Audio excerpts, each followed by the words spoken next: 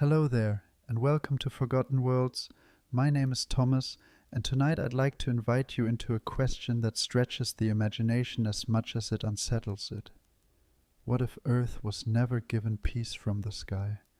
What if, instead of quiet nights and long ages of stability, our world was constantly struck by asteroids? Not just rare collisions scattered across the eons, but a steady rain of stone and fire, shaping the surface of our planet every day. Take a moment and picture it. The sky above you never calm, always alive with streaks of light. Some small as pebbles, others vast enough to flatten mountains. The ground trembling as craters bloom across the crust, one after another, until no place is untouched. Oceans stirred by falling worlds, forests set alight by fire from above, and a horizon that never stops shifting. This isn't a debate, but an exploration. We won't be rushing to answers. Instead, we'll drift slowly through what science tells us about impacts and what imagination can add, blending what is known with what could be.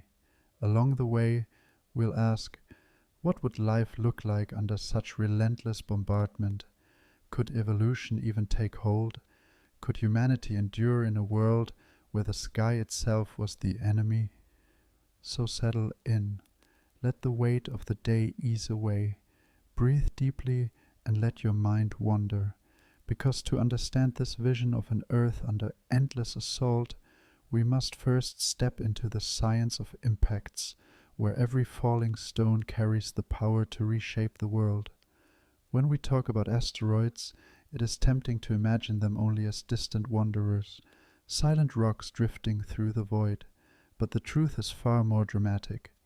Even the smallest among them carry a kind of hidden violence, energy stored in their sheer speed. In the emptiness of space, there is little to slow them, and so they arrive not gently, but with momentum so great it defies easy comparison. A pebble-sized fragment traveling at tens of thousands of kilometers per hour can release as much energy as a bomb when it strikes. Scale that up to something the size of a house or a mountain, and the results become nearly unthinkable. On our Earth today, such collisions are rare. Most small pieces of rock burn away harmlessly in the atmosphere, leaving us with little more than a streak of light across the night sky. You may have seen one yourself, a shooting star tracing its brief path before vanishing. But imagine if that spectacle was not a rarity, not something to wish upon, but a daily occurrence. Imagine looking upward and seeing dozens, perhaps hundreds of luminous trails, each one announcing a strike somewhere on the surface of the planet. The physics behind these impacts is straightforward yet staggering. Kinetic energy, the energy of motion, increases with both mass and velocity. Asteroids are often moving at tens of kilometers per second when they reach Earth, meaning even a small one can rival nuclear weapons in its explosive yield. The Chelyabinsk meteor of 2013, only about 20 meters across, released more than 30 times the energy of the bomb dropped on Hiroshima. Windows shattered across entire cities, people were injured by the shock wave, and yet the asteroid never even touched the ground. It disintegrated high in the atmosphere. Now scale that thought up further. Picture not one Chelyabinsk, but dozens every day. Picture larger bodies, the size of stadiums or skyscrapers, tearing through the atmosphere and reaching the surface. Each impact would carve out a crater, send shock waves racing outward, and hurl dust and stone into the skies. Mountains might not stand long against such constant assault. Oceans would ripple and boil where great stones plunged into their depths. Valleys would be filled not by rivers, but by debris. From a geological perspective, this would mean that Earth's surface could never truly settle. instead of slow processes of erosion, weathering, and plate tectonics sculpting the land over millions of years.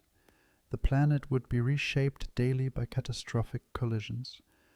The crust would be a palimpsest of overlapping scars, old craters erased or buried under new ones, the record of impacts layered upon itself like pages torn and rewritten too quickly to be read. And yet, as overwhelming as this sounds, it is not entirely alien to Earth's past. In the earliest days of the solar system, more than 4 billion years ago, our planet endured what scientists call the Late Heavy Bombardment. During that era, asteroids and comets struck with terrifying frequency, pummeling young worlds, boiling oceans, and perhaps even delivering the water that still fills our seas. The moon's battered surface is a remnant of that time, a frozen memory of what Earth once endured. If Earth had not been so geologically active, its face might look just the same, scarred forever with countless craters. Speculate, then, on a world where that bombardment never truly ended. A planet trapped in its own violent childhood, never allowed to grow quiet. Perhaps every morning would begin with new mountains leveled and new craters yawning open across the land. Perhaps coastlines would redraw themselves in a single night, entire forests flattened before sunrise. Civilization as we know it could not rise under such conditions, for the very ground beneath our feet would be shifting too quickly to sustain anything fragile or enduring. But let us linger on a smaller scale, so it feels closer. Imagine yourself walking across a familiar landscape, perhaps a meadow, perhaps the quiet shore of a lake. The air is still, the water calm, and then the ground trembles, not once but many times, as stones from the heavens strike nearby. Dust clouds rise, ash falls, and the horizon flickers with fire. You might never know when the next impact would come. The earth would be alive with anticipation, a planet where silence itself was rare, always broken by the crash of falling worlds. And that brings us to another question. If the planet were constantly struck, what would its very appearance be? To answer that, we have to look at the landscapes themselves and what they would become under such unending assault. If you could rise above such a world and look down, perhaps from the vantage of an orbiting satellite, the Earth would seem less like the blue-green planet we know and more like a fractured mirror. Every stretch of land would be pitted with scars, overlapping circles gouged into the crust, their edges broken and buried under newer strikes. Mountains, once proud, would not last long enough to erode naturally. Each peak would eventually be blasted flat, ground down by the force of repeated collisions. Even the highest ranges, which today take millions of years to rise and wear away, would never have the chance to stand as symbols of permanence. In the oceans, too, the story would be written in scars. When an asteroid plunges into water, the impact is no less violent. Waves radiate outward, towering tsunamis crashing into coasts, but beneath the surface, the seabed itself reshapes. Craters form even in the depths, gouged into the ocean floor, filled not with lava or sand, but with fragments of shattered stone. Over time, the seas would not smooth these wounds. Instead, they would accumulate, layer upon layer, until the very map of the ocean basins bore no resemblance to the ones we know today. The landscapes of such an earth would look alien to us. Forget rolling hills, fertile plains, and tranquil valleys. Instead, picture a terrain where every horizon is broken. Every step taken across a field leads to the rim of another crater, its walls jagged, its interior filled with rubble or water. Forests might cling to the edges of these scars, only to be uprooted again when the next impact falls.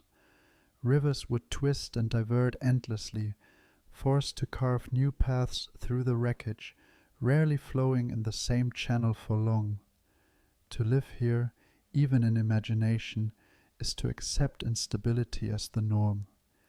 You might walk through a valley carved by an impact only a century ago, the crater walls softened by time, perhaps holding a shallow lake at its center.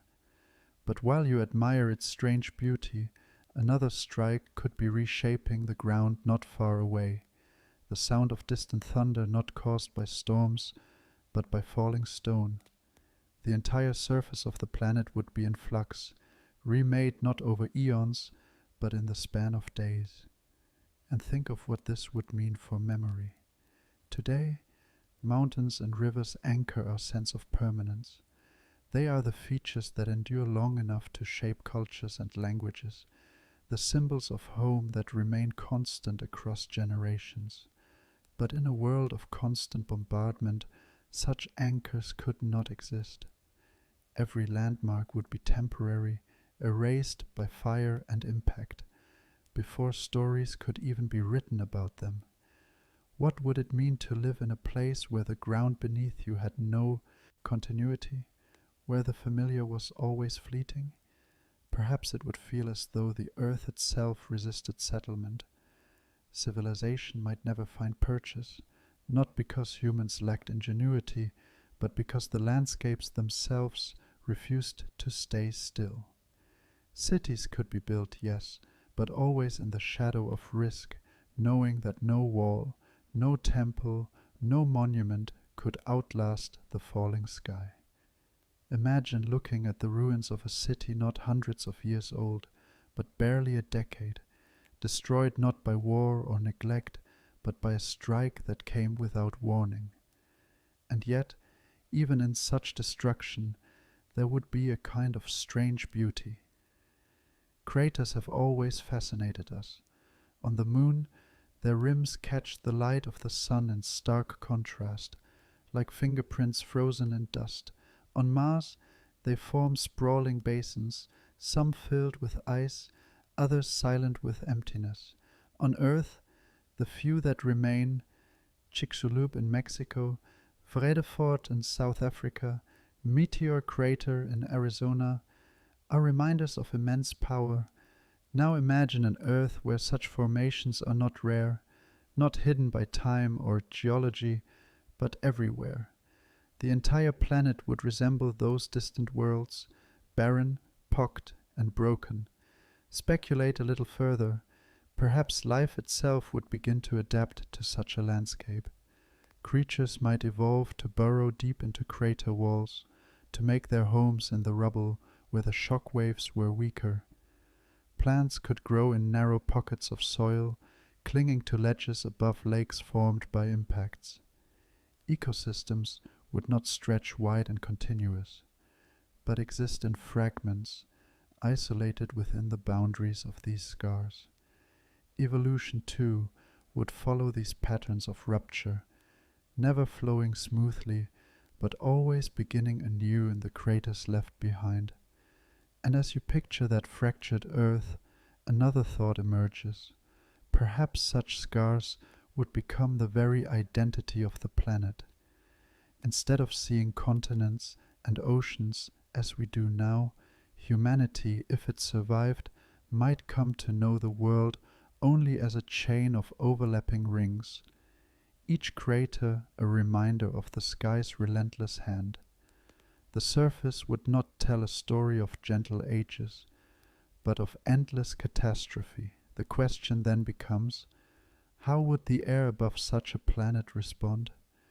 For every strike does not only scar the surface, it reaches upward, filling the atmosphere with dust and fire. To explore that, we have to lift our gaze skyward, to a world where the very air would be forever altered. When an asteroid strikes, the violence does not end at the surface. Shock waves travel outward, but much of the energy surges upward, hurling dust, rock, and vaporized material high into the atmosphere. Even a single large impact can spread debris across continents, blotting out the sky for weeks. Imagine that not as an occasional catastrophe, but as a rhythm. Every day, every week, another plume rising, another veil cast across the sun. The air itself would carry the scars of these collisions. Dust particles, fines acid, ash would hang suspended in the upper atmosphere, reflecting sunlight away. Ash clouds would drift, merging with those from previous strikes, until the entire planet was wrapped in a shifting shroud. Sunrises and sunsets would glow unnaturally red, as if the horizon were always on fire, while midday skies would pale, dimmed by haze. On our present-day Earth, we have glimpses of what such events might feel like. The eruption of Mount Tambora in 1815, for instance, led to what historians call the year without a summer. Crops failed across the globe, snow fell in June, and famine followed. And yet that was caused by a single volcanic eruption. An asteroid impact releases similar, often greater, amounts of dust and aerosols. But in this imagined world, the bombardment would be constant. There would be no return to clear skies, only brief interludes between storms of falling rock. Think about how that would change the climate. With sunlight blocked again and again, the planet would plunge into what scientists call impact winters. Temperatures would fall sharply, seasons collapsing into cycles of cold and dim light. Even in regions near the equator, warmth would be fleeting, fragile, lost beneath the weight of the dust. Perhaps Earth would feel like a dying star, its brilliance smothered before it could reach the ground. Speculate further, and you can picture what it might feel like to stand in such an atmosphere. The air would taste different, dry, metallic, tinged with the faint smell of charred stone. Breathing would carry a rasp, as if the lungs themselves were forced to sift dust with every inhale. Nights would be darker than we have ever known, and days little better, lit only by a weak glow struggling through the haze. Plants, if they grew at all, would live in twilight, stunted and pale, straining toward a sun they could no longer clearly see, and the stars, they too would vanish. Humanity has always looked upward for guidance, for myth, for wonder. But in a world like this, the heavens would be hidden. Constellations would not be remembered, for they would rarely be visible. The sky itself would feel closed, oppressive, as though the universe beyond had been sealed away. Imagine the loneliness of that, a species trapped not just by gravity, but by a ceiling of ash, unable to glimpse the cosmos it once dreamed of. Over time, such a climate would grind down the rhythms of life. Harvests could never be relied upon, for sunlight would be too scarce to nurture them. Entire ecosystems would collapse under the weight of recurring winters. Animals dependent on steady warmth would perish. Only those able to endure long stretches of cold and scarcity would survive. Life would retreat underground, into caves, into burrows, into the depths of the sea, anywhere the haze could not reach, and yet there would still be moments of strange beauty. The haze itself would bend and scatter light in ways we can only imagine.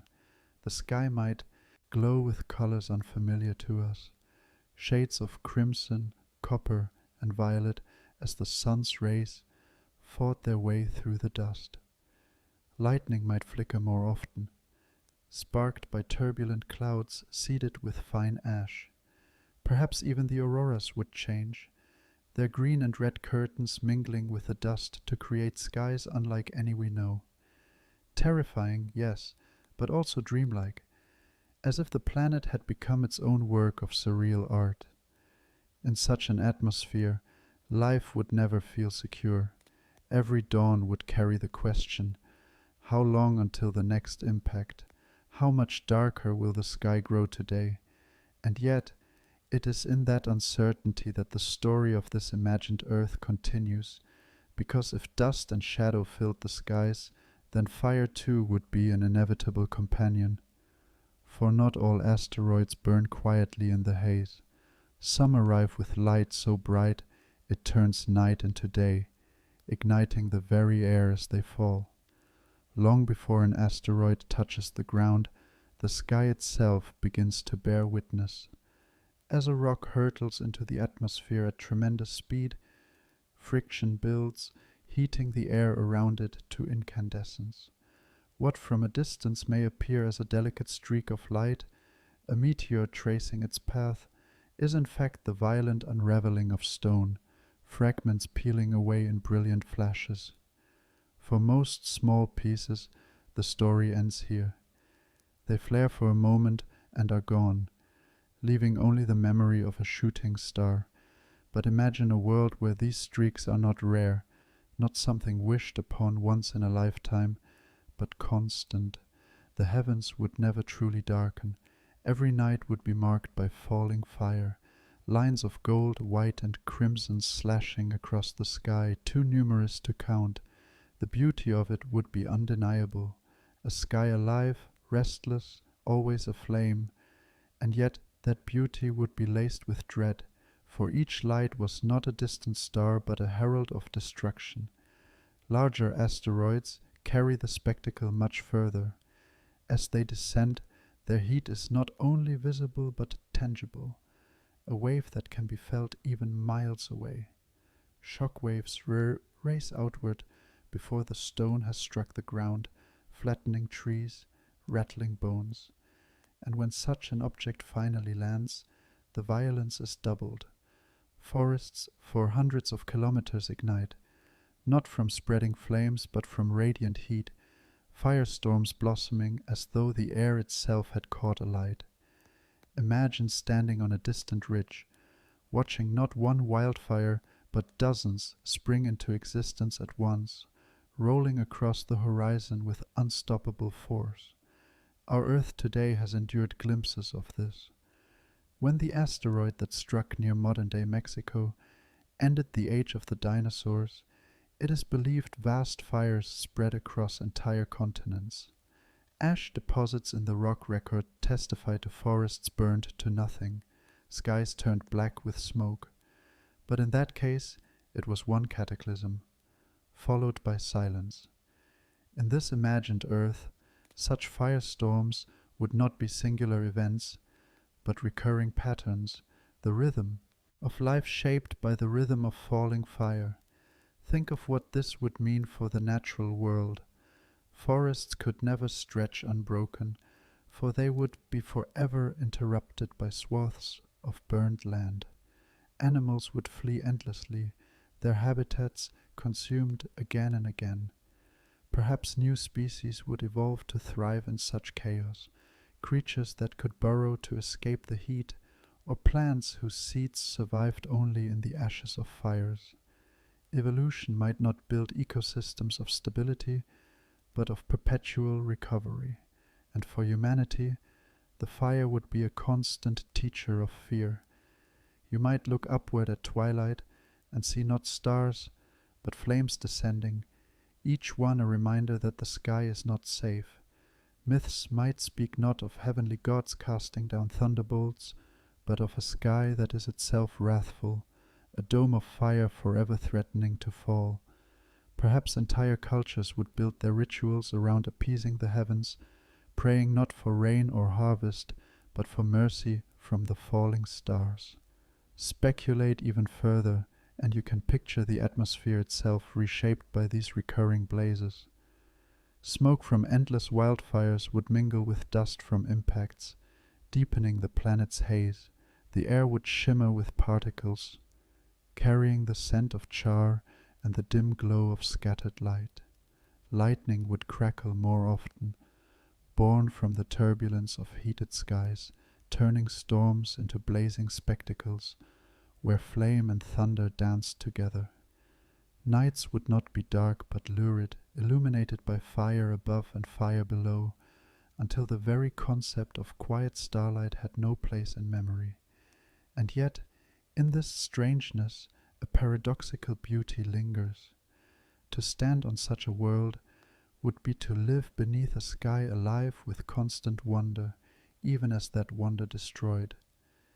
The heavens would no longer be a place of serenity, but of ceaseless motion, a reminder that in this imagined earth, fire is not just an element, it is the language of the cosmos, written across the sky in burning strokes.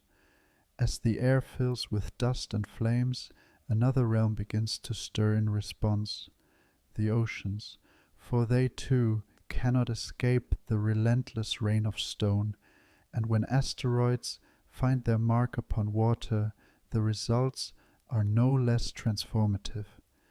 When a stone from the heavens plunges into the sea, the violence unfolds differently, but no less catastrophically. Water, unlike rock, cannot shatter, it yields and surges. Yet that yielding creates waves of staggering force. A single asteroid the size of a house can displace millions of tons of water. One the size of a mountain can send walls of sea racing outward for hundreds, even thousands of kilometers. These are not ordinary waves. They are tsunamis on a scale that defies imagination. Picture the ocean at dusk, calm for a moment, its horizon blushing with the last of the fading sun. Then, without warning, a flash above, a roar like thunder magnified 100-fold, and a column of water lifting into the air. From that point of impact, concentric rings of fury spread outward. Within minutes, waves higher than skyscrapers rise and roll, devouring everything in their path. Coastal forests vanish. Cliffs are undercut and crumble. Entire islands are erased before they can even be mapped. On our present Earth, we know the devastation a tsunami can bring. In 2004, an earthquake beneath the Indian Ocean generated waves that killed more than 200,000 people. That was from a shifting fault, not a falling asteroid. Imagine, then, a world where impacts occur so often that tsunamis are no longer rare disasters, but expected rhythms of coastal life. Shorelines would never stabilize. Beaches would be stripped bare, deltas erased, and harbors smashed again and again. The line between land and sea would be forever in flux. Civilizations, if they arose, would never risk the water's edge. Fishing villages, port cities, seaside temples, none could endure. Humanity would be forced inland, far from the reach of the waves. Myths might even forbid approaching the sea, casting it as a realm of punishment, a border where the sky and ocean conspire against life.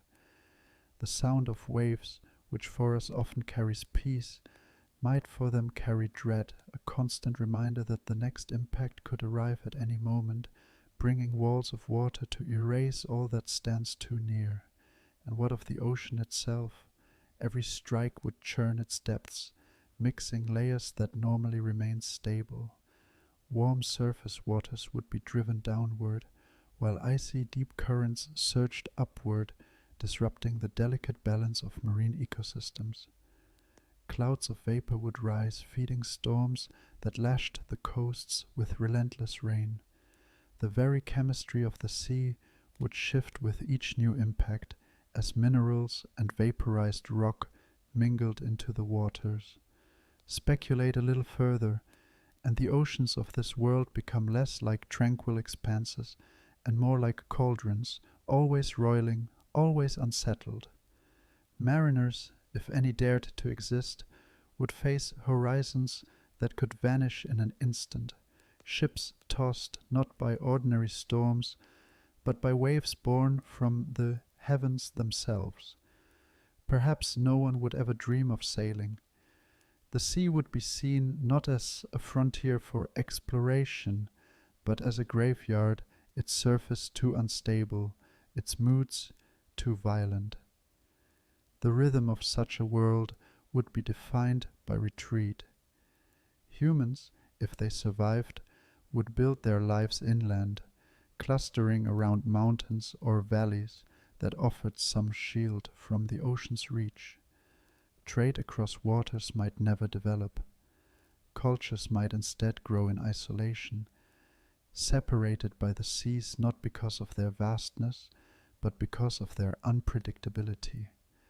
In this imagined earth, the very heart of civilization would be carved not along coastlines, but in the hidden interiors, far from the reach of the tides of stone and water. And yet, even here, a strange wonder persists. For every impact that sent waves tearing outward, there would be moments of awe, the sight of the sea itself rising, shining under the moonlight, as though it were made of silver walls rushing across the night.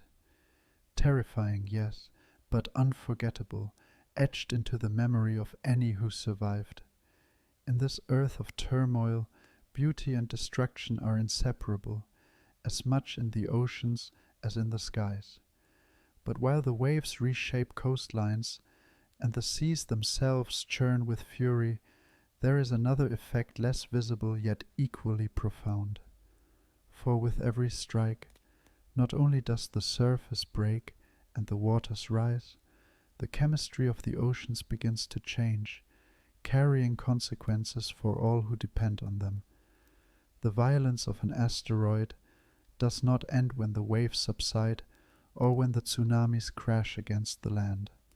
Long after the physical shock fades, a slower, more insidious transformation begins, one written in chemistry, invisible to the eye, but devastating to the life that depends upon balance in the seas. Every strike injects the oceans with more than debris, vaporized rock, scorched minerals, fine dust, and droplets of molten glass rain back down, drifting into the waters like a bitter infusion. What was once the planet's great stabilizer, the oceanic cradle of life, becomes impact by impact a shifting laboratory of extremes. On Earth as we know it, the oceans have always been the regulators of climate and life. They absorb heat, cycle nutrients, and buffer against change. Yet their stability is fragile. Today, scientists warn that increasing carbon dioxide levels are tipping that balance, acidifying the seas at rates that already strain coral reefs and shell-forming creatures. In this imagined world, such change would not be gradual. Stretched over decades, it would come in jolts, sharp, recurring, inescapable. Every impact would dump new materials into the water, each one a chemical disruption, as though the entire ocean were forced to drink from a poisoned chalice again and again. The result would be acidification far beyond what we see now.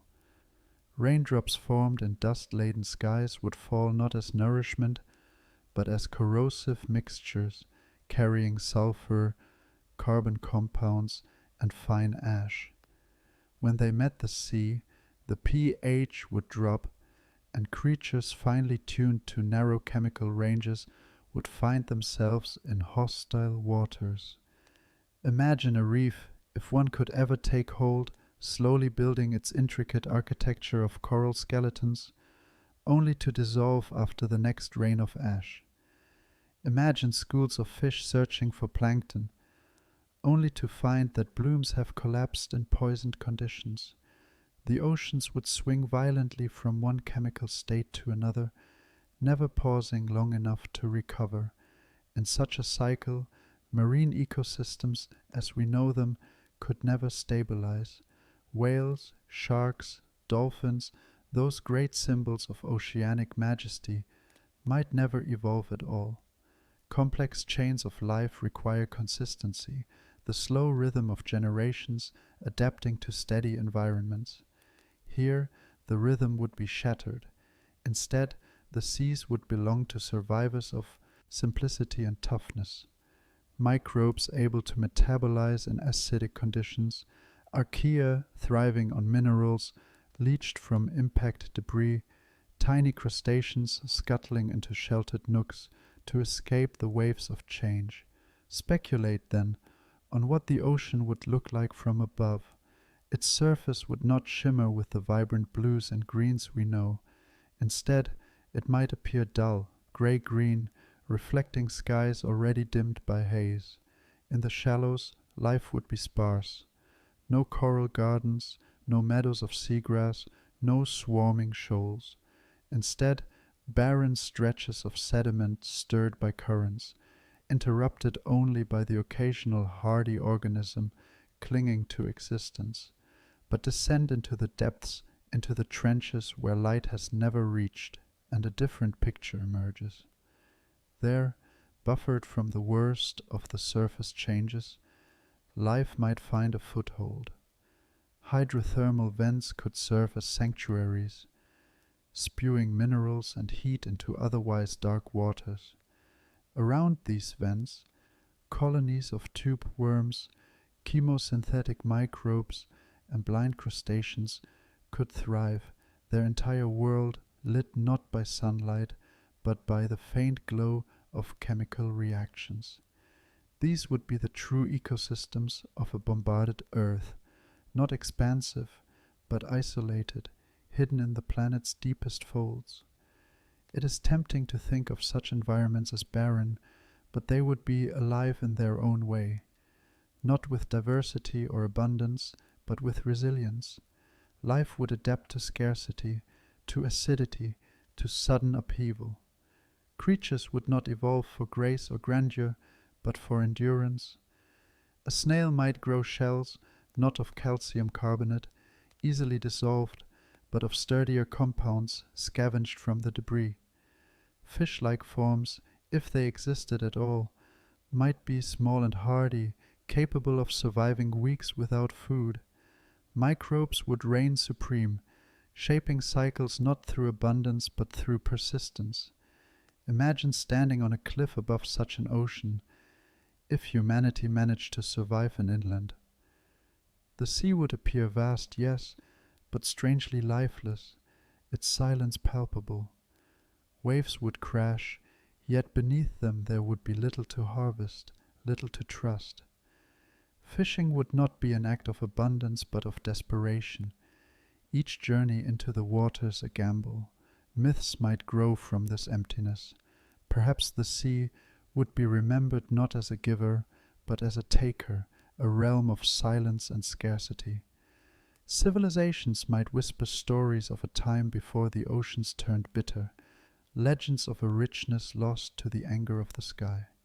And yet, even in this fragility, there would be a strange kind of poetry, life clinging in hidden places, continuing in spite of devastation, is itself a form of beauty. Picture tiny colonies of microbes glowing faintly in the abyss, like stars beneath the sea, carrying on a rhythm of survival that outlasts even fire and impact. They would be reminders that existence does not always flourish in abundance. Sometimes it endures in quiet persistence, holding fast in the shadows while the world above collapses again and again. This is the lesson of these imagined oceans. Stability is denied, recovery is fleeting, and yet life, in its smallest and humblest forms, refuses to vanish. It clings to the deep trenches, to the hidden vents, to the chemical edges of possibility. And from these survivors, evolution would take its cues. The story of life itself would be rewritten, not as a march toward complexity and abundance, but as an endless rehearsal for survival in a hostile world. On the Earth, we know evolution has been a long, slow tapestry. Species rise, diversify, adapt, and sometimes vanish, but always against a background of relative stability. Forests stretch across continents for millions of years, oceans cradle entire lineages of creatures, and ecosystems are given time to knit themselves into intricate webs. Catastrophes come, yes, Great extinctions have scarred the fossil record, but between them, life has had room to experiment, to grow in size and complexity. Now imagine a world denied that breathing space, a world where catastrophe is not an interruption, but the constant rhythm of existence. Every few days, weeks, or months, the slate is wiped clean. Entire regions are shattered by impacts. Climates swing wildly from light to dark. Seas are poisoned, and the air choked with ash. In such a place, the very engine of evolution would run differently. Complexity would falter, and resilience would rule. The first and most enduring winners in this environment would be microbes. They are, after all, the original survivors. On our own Earth, bacteria and archaea have weathered every extinction event, every ice age, every upheaval. They thrive in boiling vents, acidic pools, frozen tundras, and even in radioactive waste. In a bombarded Earth, their dominance would only deepen. They can multiply quickly, evolve in hours rather than millennia, and retreat into dormant states when conditions turn lethal. With every impact, while forests burn and oceans churn, microbes would slip into survival mode, waiting patiently until the chaos passed, then blooming again in the aftermath. But not only microbes would hold on. Think of the creatures that burrow, insects that hide beneath soil, small mammals that vanish into dens, reptiles that retreat into crevices. In a world of constant impacts, the safest place would always be underground. Those who could dig, hide, or endure in sheltered spaces would be spared the worst of the falling fire. Evolution would reward compactness, adaptability, and stealth. Wings might lose their advantage. Flight offers no safety from the sudden flare of an impact. But the ability to crawl beneath the earth, to weave silk-lined tunnels, or carve chambers in rock would mean survival.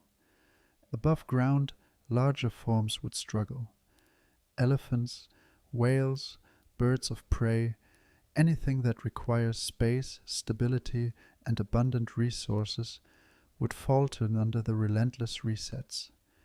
Imagine a forest growing tall for a century, only to be burned flat by a new impact. A herd of grazers spreading across plains only to vanish when their food source is buried in ash. These creatures would never last long enough for complexity to root itself in the biosphere. In their place, smaller, more modest beings would rule, insects that swarm, rodents that scavenge, amphibians that can retreat into mud and wait. Speculate further, and the very pace of evolution begins to change. On Earth today, diversity often flourishes because niches remain open long enough for new species to specialize. But here, niches would vanish too quickly.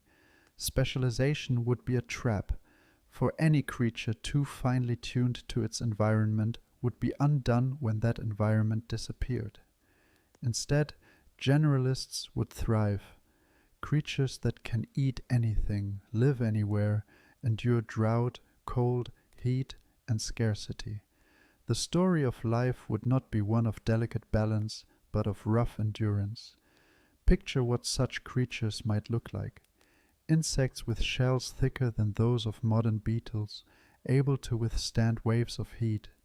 Worms that burrow kilometers beneath the crust, insulated from surface chaos. Amphibians that remain dormant for years, waiting in mud until the air clears. Perhaps even creatures resembling our rats or cockroaches, endlessly adaptable, reproducing quickly, capable of eking out an existence in rubble and ruin. In this imagined Earth, these would be the giants of survival, not because of size, but because of their tenacity. And what would this mean for the grand arc of evolution? On our Earth, complexity eventually gave rise to consciousness, to beings capable of looking at the stars and asking questions. But here that path may never open. With every step toward greater complexity, catastrophe would intervene. Evolution would be forced back to its foundations again and again. The planet might spend billions of years cycling through the same story. Life expands, adapts, begins to grow intricate, and then is shattered, reduced once more to its most resilient forms. In such a place, intelligence as we know it may never emerge. The grand experiments of nature, wings, song, language, tool-making, could all be crushed beneath the weight of repeated resets. Life would remain microbial, insectile, burrowing, hardy, but never soaring. Survival would be the highest form of adaptation, not creativity, not complexity. And yet, there is a strange kind of poetry in this vision. Evolution here would not be less. It would simply be different.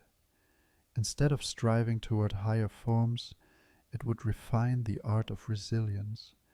It would craft creatures that embody endurance in every cell, every habit. A biosphere defined not by beauty or abundance, but by persistence, a chorus of survivors whispering through the rubble, proof that life, in some form, always finds a way. But what of those creatures that could not endure, the larger beings whose cycles were too slow, whose needs too fragile? For them, extinction would not be rare, but the constant fate. And that takes us to the darker half of this story, a planet where death itself becomes the prevailing law and extinction the norm. On our Earth, extinction is the shadow that has always followed evolution. Species rise, flourish for a time, and then fade away, often replaced by others better suited to shifting climates or new conditions. Yet, crucially, extinction has usually been the exception, not the rule. Between catastrophic events, ecosystems had time to recover, to diversify again. Dinosaurs once vanished in a geological instant, yes, but mammals were waiting in the wings.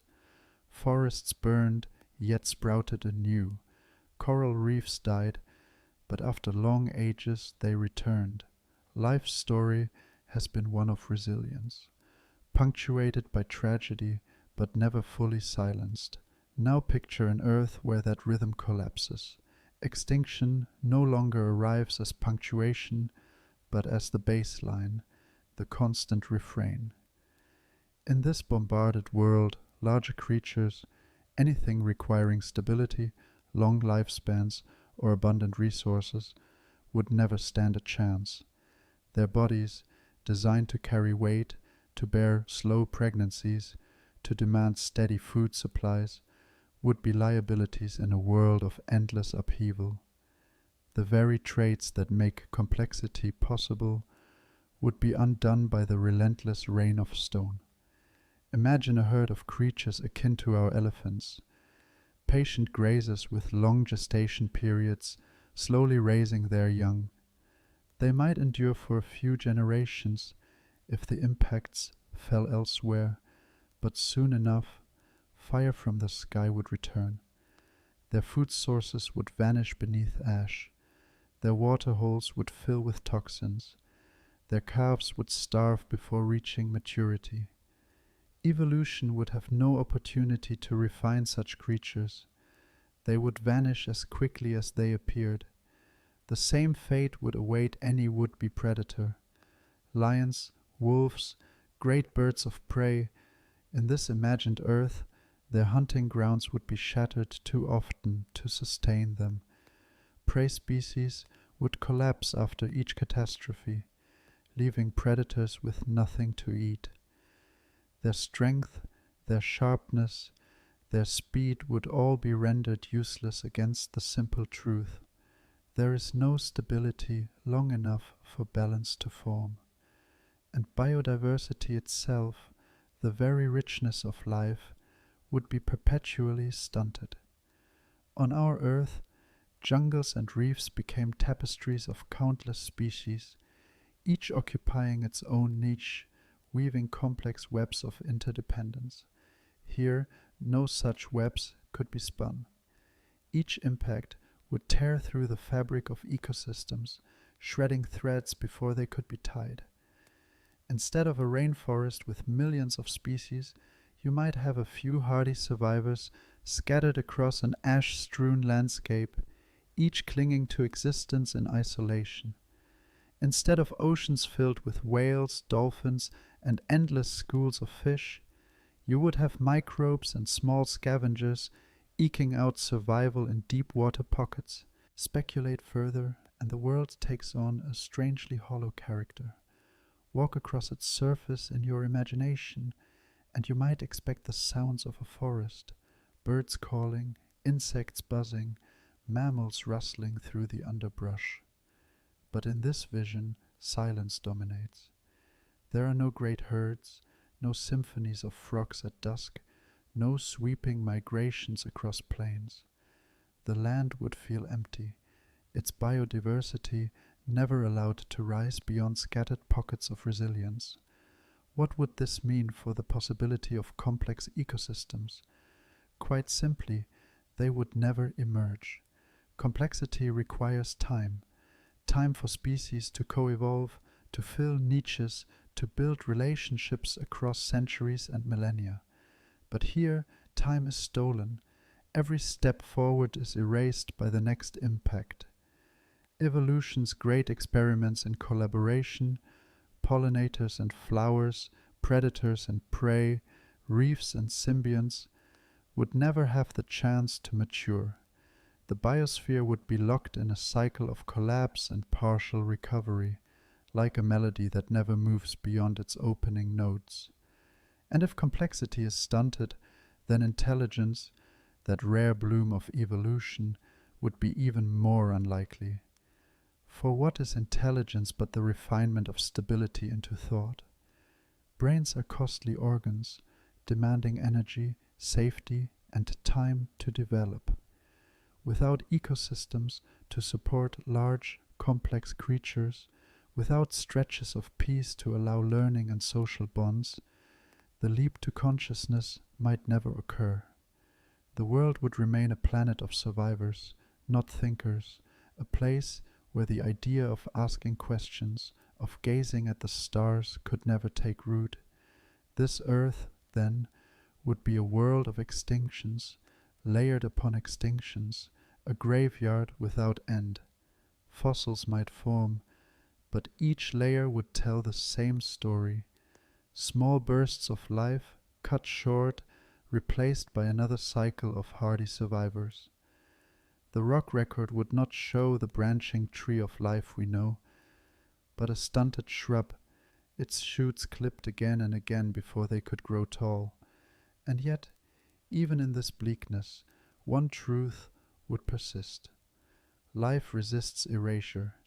It would continue, not in grandeur, but in stubbornness. Microbes in trenches, insects in burrows, creatures too small to notice the ruin above. In their quiet persistence lies a strange kind of endurance, but also a haunting thought. In this alternate earth, the very possibility of forests, reefs, birds, and humans would never be written. The sky would fall too often for such dreams to ever unfold. But let us stretch imagination further. Suppose, against all odds, that humanity did emerge on such a planet, not in the lush stability of forests and plains, but in the harsh crucible of falling fire and poisoned seas. What would our bodies look like? How would physiology bend itself to the demands of an Earth that never allowed peace? On our present Earth, human evolution was shaped by savannas and shifting climates, by the need to run long distances, to sweat efficiently, to hunt, gather, and cooperate. Our bodies are built for balance, not the strongest or fastest among animals, but versatile, enduring, adaptable. In a world of constant impacts, those same principles would hold, but amplified to extremes. Every trait would tilt toward resilience. every weakness shaved away by the unyielding pressures of survival.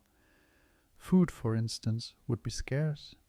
Impact winters would wither crops, burn landscapes, and disrupt oceans. Famine would not be an occasional specter, but a constant companion. Humanity in this world would evolve with a metabolism tuned for scarcity. Bodies would grow lean, efficient, able to endure long stretches without nourishment. Fat would be stored more effectively, and the ability to subsist on whatever could be scavenged would define survival. Stomachs would harden against toxins. Digestive systems would adapt to extract calories from roots, bark, or even carrion. Heat and trauma would also be inescapable teachers. Firestorms from falling meteors, shock waves ripping through settlements, debris raining from the sky, all would wound, maim, and kill. Those who endured would pass on traits of resilience, thicker skins to guard against burns and abrasions, stronger bones to withstand falls and impacts, faster clotting blood to staunch injuries before they proved fatal. Pain thresholds would be higher. The human body itself might seem rougher, less fragile, built not for grace but for survival in a world that never ceased to batter it. Height too might shift. In environments of scarcity, smaller bodies often thrive, requiring less food and water. Humanity might evolve shorter, stockier frames, conserving resources and offering sturdier builds against shock. Limbs might be powerful for climbing into shelter or digging into the earth, but compact enough to minimize exposure. Eyes would grow keen to detect danger on the horizon, the sudden flare of an incoming meteor, the rising glow of distant fires. Ears, too, would sharpen to catch the subtle tremors that announced another strike. Speculate further, and you begin to see a humanity that resembles hardy scavengers more than masters of the earth. Nomadic by necessity, always moving to escape new craters, always seeking scraps of food and safe places to hide. Their hands, though still dexterous, might be calloused and strong, not sculptors' hands, but survivors' tools. Their skin might darken or lighten depending on the constant haze, shielding them against both radiation and the toxic dust that filters through the air. Their lungs would be larger, more efficient, straining oxygen from an atmosphere often choked with ash. And psychologically, these humans would be shaped as much by their bodies as their world. Hunger would not be feared, but expected. Pain would be endured with quiet acceptance. Childhood might be shorter, maturity arriving early, for survival would demand it. Every individual would be born into a body honed by countless generations of hardship, not for comfort, not for longevity, but for endurance. In such a world, the very idea of beauty would be redefined. Today we admire symmetry, height, or refinement of form. In this bombarded earth, beauty would mean resilience. Scars would not be marks of shame, but badges of survival. Sturdiness, strength, and endurance would be prized above all. A body capable of enduring hunger, fire, and trauma would be the ideal, not one shaped for elegance or luxury. And yet, there would be something profoundly human still within these imagined survivors. Even in a world that demanded so much from the flesh, they would carry within them the same spark that drives adaptation. Their physiology would tell a story written not in abundance, but in deprivation.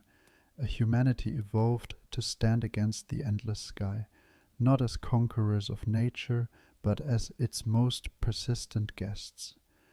But if their bodies were sculpted by survival, what of their culture, their communities, their fragile attempts to build something beyond bare existence? For in a world where the ground and sky conspire to erase every effort, Human culture itself would be caught in a perpetual cycle of collapse and rebirth. If human physiology bent itself towards survival in this hostile earth, human culture would find itself under an even harsher weight. For culture, unlike bone or blood, depends on continuity. It is built through stories carried forward, skills passed from one generation to the next, and the steady accumulation of knowledge and tradition. On our earth, such continuity was possible because the world, despite its tempests, offered stretches of peace. Here, under skies of falling fire, culture would be shattered again and again. Every community that tried to rise would do so under a constant threat of collapse. Villages might be built, tools sharpened, rituals established, but sooner or later an impact would undo them. Craters would swallow farmland, fire would consume homes, ash would poison rivers, and survivors would scatter, forced to begin again with almost nothing. Humanity would live not in eras or ages, but in fragments, each generation building something fragile, only to watch it be erased. Imagine a tribe carving shelter into a hillside, weaving baskets to carry roots and water, shaping simple stone blades. For a time they thrive.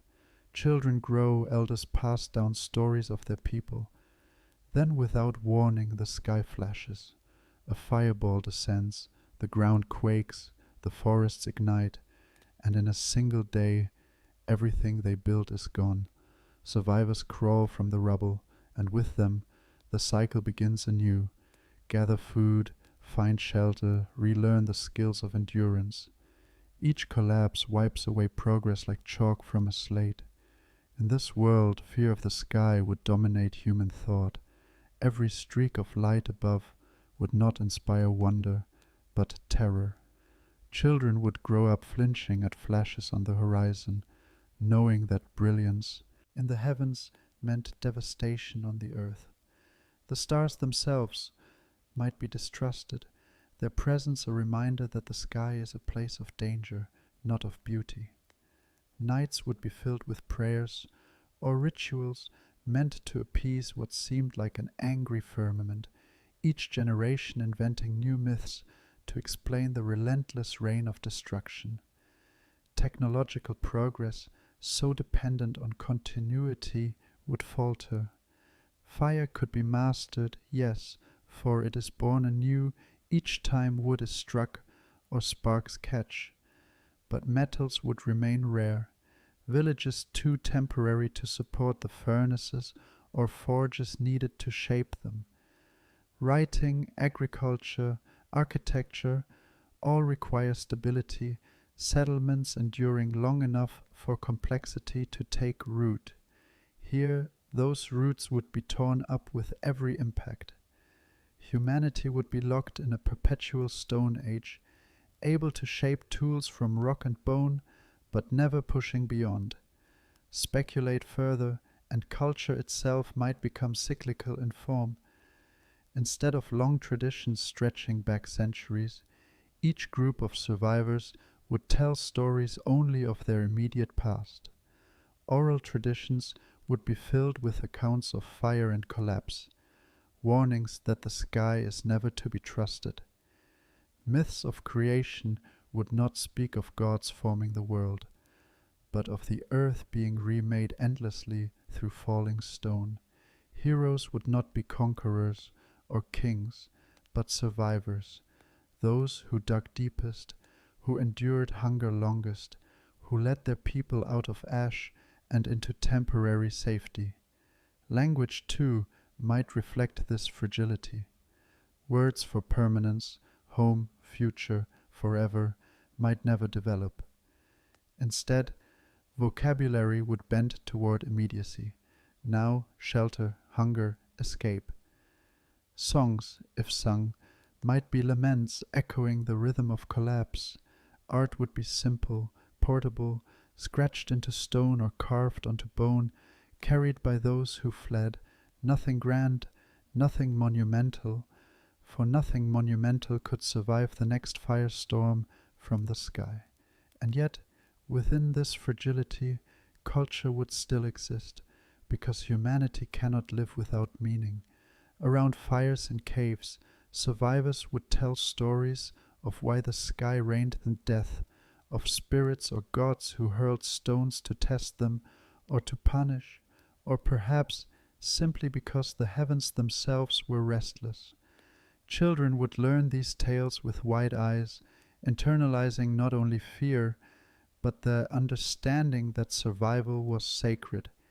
Each collapse would be written into memory, and memory into ritual. The result would be a humanity forever cautious, forever wary, forever bound to the earth like shadows. No pyramids, no cathedrals, no sprawling cities. Only small hidden enclaves that rose and fell like sparks. Generations would live not with dreams of the future, but with vigilance for the next disaster.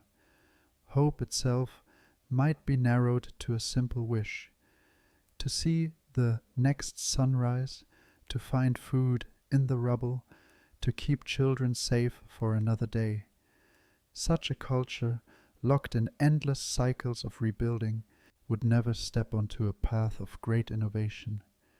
The idea of leaving the planet, of reaching the stars, would be unthinkable, for how could one dream of traveling to the heavens, when the heavens themselves were the enemy? Humanity would remain earthbound, crouched in shadows, its brilliance dimmed not by lack of imagination, but by the constant theft of time. And so, in this imagined earth, culture itself would be stunted. Like the forests and reefs that could not grow tall, human societies would remain small, temporary, and fragile, carried forward only in fragments. A species capable of thought and creativity, trapped in cycles of survival, never given the space to truly flourish.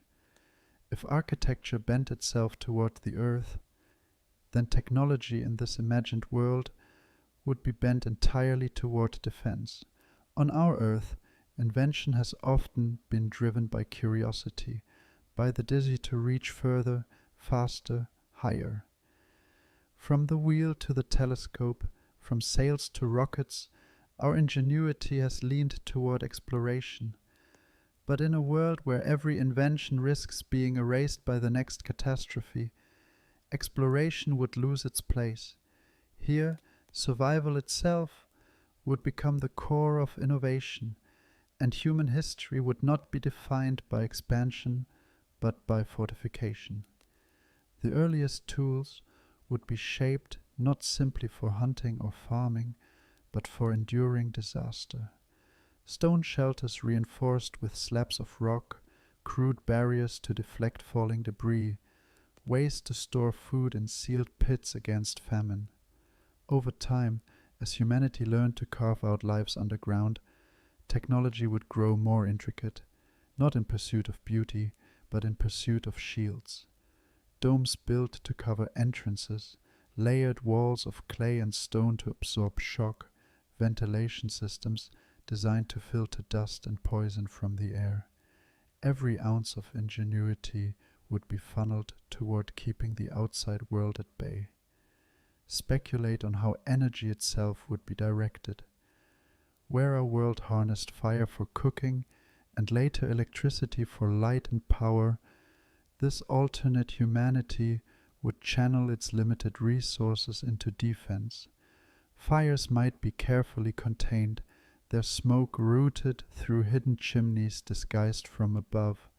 Later, as knowledge of metals developed slowly from scavenged fragments of meteorite iron, those metals would not first be turned into swords or ornaments, but into stronger doors, reinforced supports, and protective shields. Invention would not celebrate conquest, but quiet resilience. Consider how such technology would alter the trajectory of history. On our Earth, fortifications were built to protect against enemies, walls around cities, armor for soldiers, moats against invaders. In this imagined Earth, The enemy was never another tribe, but the sky itself. The greatest monuments would not be towers or palaces, but barriers, domes layered against fire, screens stretched across caverns, mechanisms to seal entire communities when the air grew toxic with dust. Defense would not be a branch of technology, but its central trunk, with every new tool a graft upon it. Perhaps entire sciences would grow from this need. Chemistry not to study color or medicine, but to develop compounds that neutralized acidic water. Engineering not to raise bridges, but to design supports strong enough to withstand shock waves. Astronomy not to guide navigation or chart the cosmos, but to track incoming meteors, predicting where the next blow might fall. The stars would not be admired as distant wonders. They would be studied as threats, each movement of light a warning, each calculation a matter of life or death. Speculate further, and you can imagine civilizations that look more like networks of bunkers than empires. Technology here would be less about outward display and more about hidden mastery. The most advanced communities might weave domes of metal and stone across entire valleys, their surfaces layered to absorb heat and deflect fragments. They might create vast underground reservoirs, protected against contamination and intricate filtration systems to scrub the air of smoke. Their tools would be plain, their art minimal, but their survival engineering astonishingly advanced. Yet such progress would always be fragile, for every impact could undo centuries of work. A shielded dome might endure a dozen strikes, only to collapse beneath the 13th. A filtration system might purify air for a generation, only to fail when ash overwhelmed its capacity. Technology here would never be permanent. It would always be provisional, a bulwark against disaster that disaster itself would eventually erase. And so invention would not march forward steadily, but lurch in cycles, breakthroughs followed by collapse, knowledge rebuilt, lost, and relearned. What would such a pattern mean for human identity? In our world, we often define progress by how far we reach, into space, into oceans, into the future. Here, progress would be measured only by how long a community could endure before the next impact forced them to rebuild. The great inventors would not be remembered for changing the world, but for keeping it at bay a little longer. A hero might not be the one who built a bridge across a river, but the one who devised a roof that did not collapse when fire rained from above. In this vision, humanity becomes a species of engineers without explorers, builders without dreamers, a people whose genius lies not in what they create beyond themselves, but in how they shield themselves against the cosmos. Civilization, if it could be called that, would resemble a patchwork of fortified enclaves, their technologies converging not on the stars, but on the simple, stubborn goal of survival. And yet, in that stubbornness lies its own kind of grandeur. For to stand beneath a sky that falls endlessly, to know that every achievement may be erased, and still to build walls, dig tunnels, weave domes, that is a testament to human persistence. Survival itself becomes a work of art not carved in marble or painted in pigment, but in stone supports, air filters, and fireproof shelters. A kind of architecture of endurance written in steel and dust. Even in a world where survival consumes every waking moment, humanity would not live by stone and shelter alone. For no matter how hostile the environment, the human mind seeks meaning. It asks why the fire falls, why the earth shakes, why destruction comes without end. And in such questioning, myth is born. On our earth, many ancient cultures looked to the skies with reverence. The Egyptians mapped constellations onto their gods. The Greeks told stories of heroes written in stars, and the Maya aligned temples with celestial events. The sky was a place of order and wonder, a realm of patterns to be studied and worshipped. In this alternate earth, however, the heavens would not be symbols of harmony. They would be symbols of wrath. The sky would be an enemy, a source of fear, unpredictable and merciless. Imagine the earliest myths in such a world. A child asks why their village was destroyed by fire from above. An elder answers, because the gods are angry. Not gods of harvest or love, not deities of war or fertility, but gods of stone and flame, hurling their judgment upon the earth. The stars themselves would not be gentle lights, but eyes, countless, watchful, filled with menace. Every streak across the night would be seen not as a wish, but as a warning. Religious rituals would form around this fear. Entire communities might dedicate their lives to appeasing the heavens, crafting offerings, prayers, or sacrifices in the hope that the next fireball would fall elsewhere. Fires might be lit at night, not for warmth, but as signals of devotion to the gods of the sky. Songs might rise in the darkness, chants repeated endlessly to keep watch against divine wrath.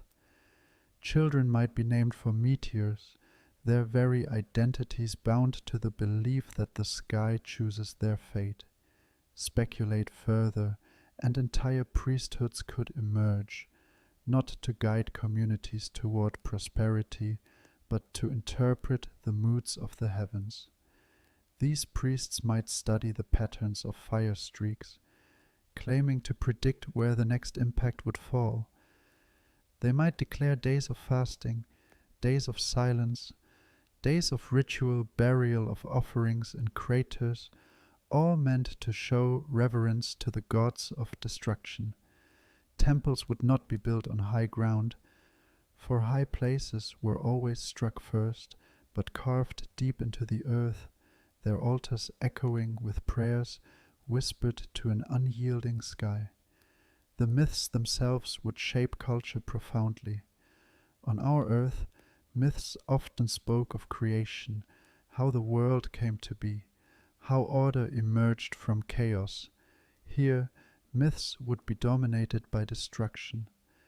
Every story would echo with collapse. Heroes might be remembered not for slaying monsters, but for surviving impacts.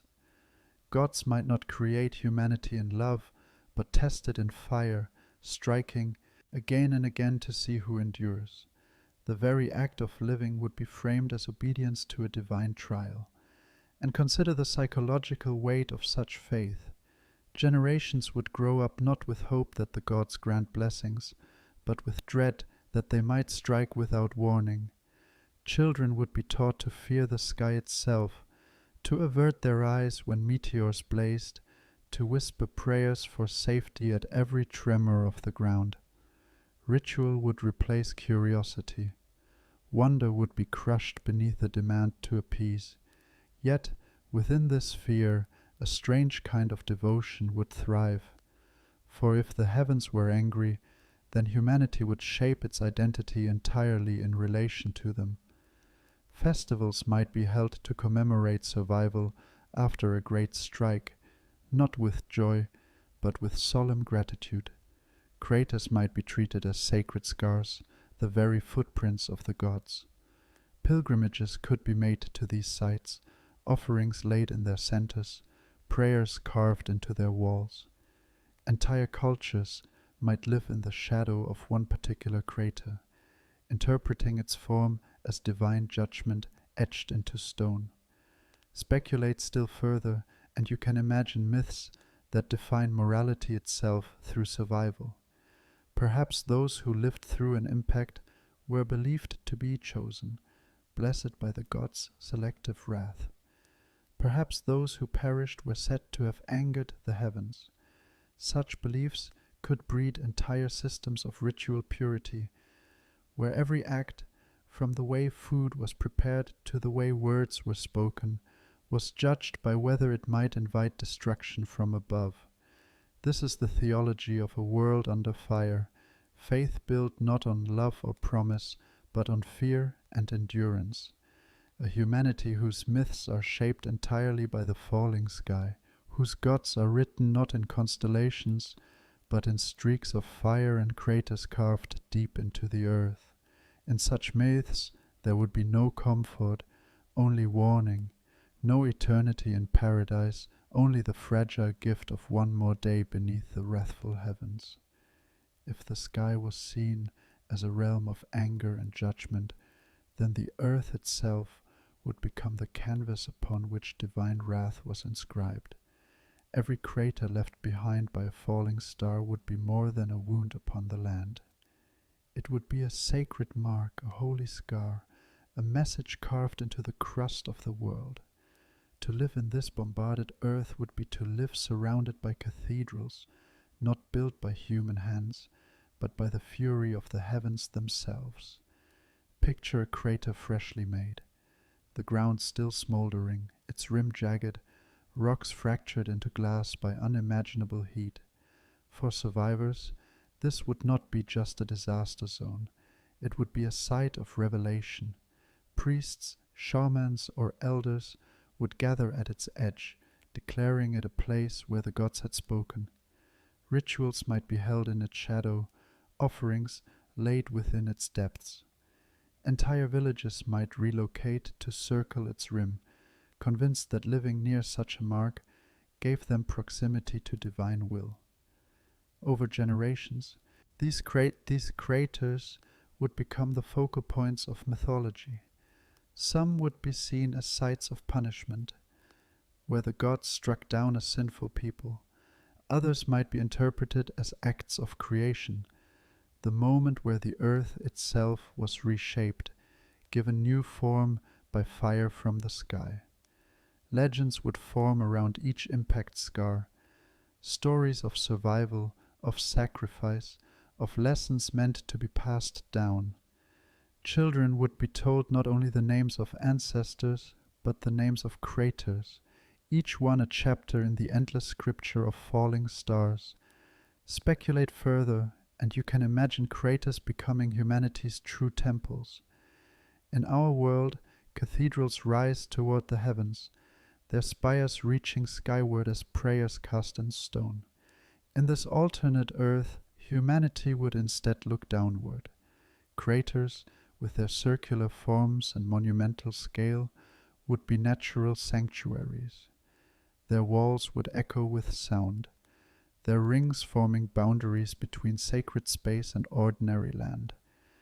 Ceremonies might be held within them, processions, walking the rim in solemn circles, chants echoing against stone scarps that seemed to carry voices upward to the sky. Perhaps some craters would become pilgrimage sites. Survivors might travel across dangerous lands to kneel at their edges, touching the stone to feel the heat of divine power, still imagined to linger. Ashes of the dead might be scattered within, in hopes that their spirits would be carried upward in the next great strike. Crater lakes, formed where impacts filled with water, would be treated as holy pools, their surfaces shimmering with reflections of a sky both feared and revered.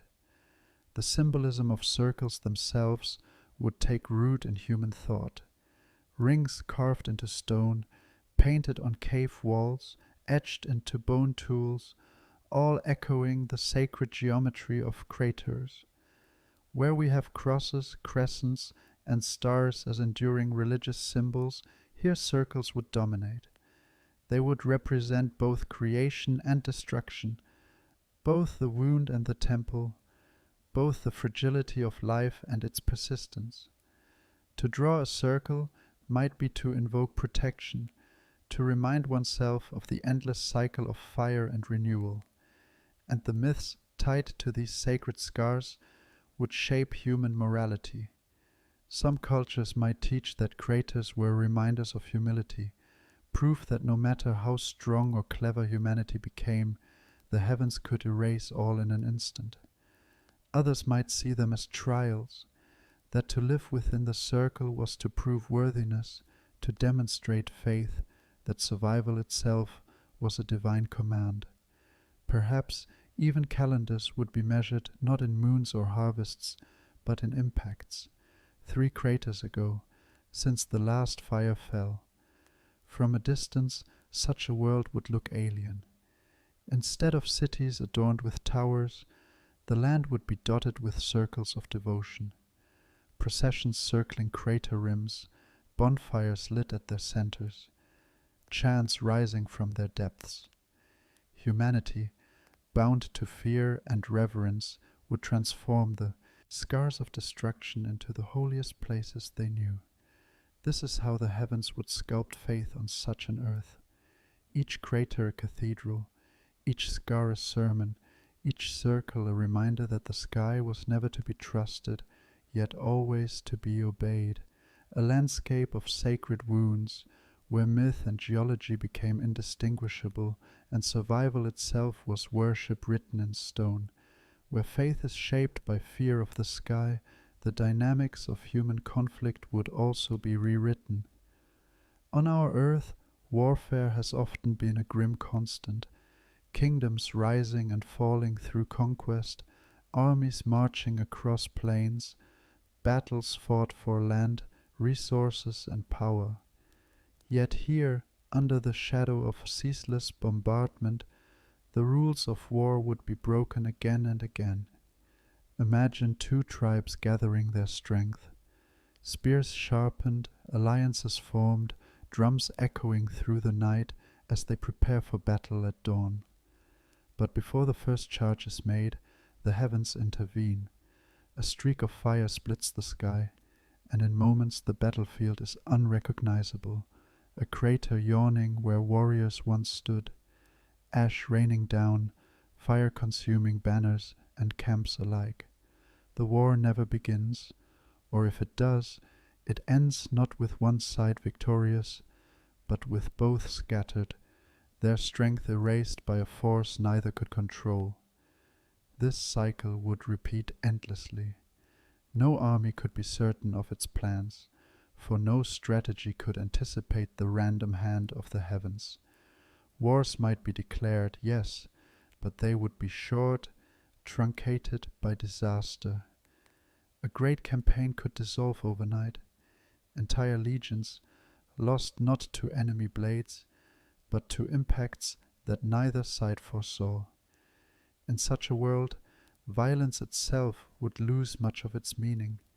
Speculate further and you begin to see how this would reshape human behavior. Where on our earth, conquest often rewarded the strong, here conquest would be punished by chance. Victors of one day might be wiped out the next, not by rebellion, but by fire from the sky. Power could not stabilize. Kingdoms could not spread. Empires would be impossible, for no ruler could ever guarantee their army's survival long enough to enforce authority.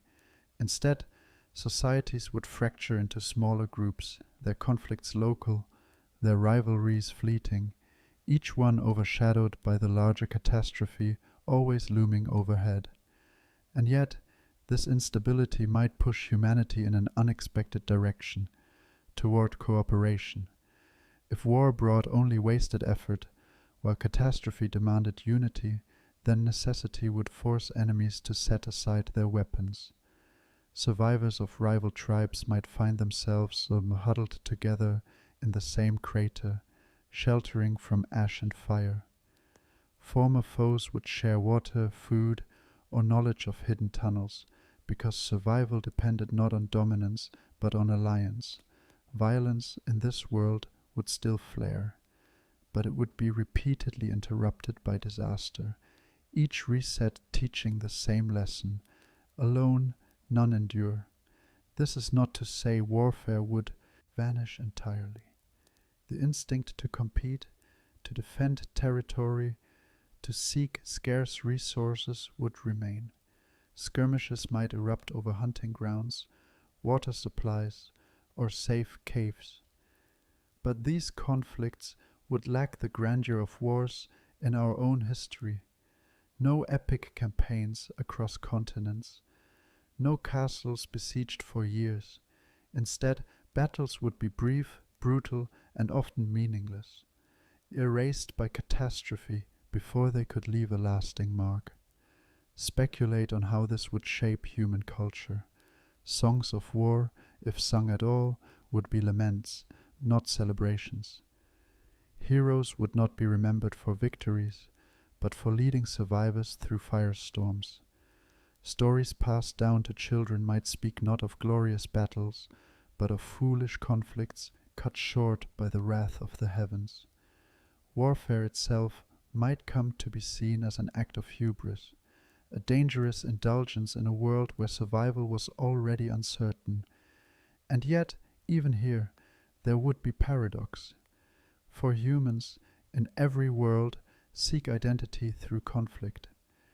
In this imagined Earth, perhaps the very act of fighting would be framed as defiance against the gods of the sky.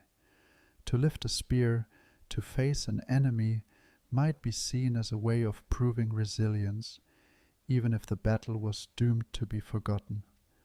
Warfare would remain, but its meaning would shift. It would no longer be a path to empire, but a ritual of survival, one that always risked interruption by forces far greater than human hands. Picture then a battlefield at dusk. Warriors approach each other cautiously, tension in the air. But before the first spear is thrown, the ground trembles. A fireball roars overhead, and the two sides scatter, their enmity lost in the chaos. Later, survivors find each other in the same shelter, their weapons cast aside, their eyes wide with the shared memory of near annihilation.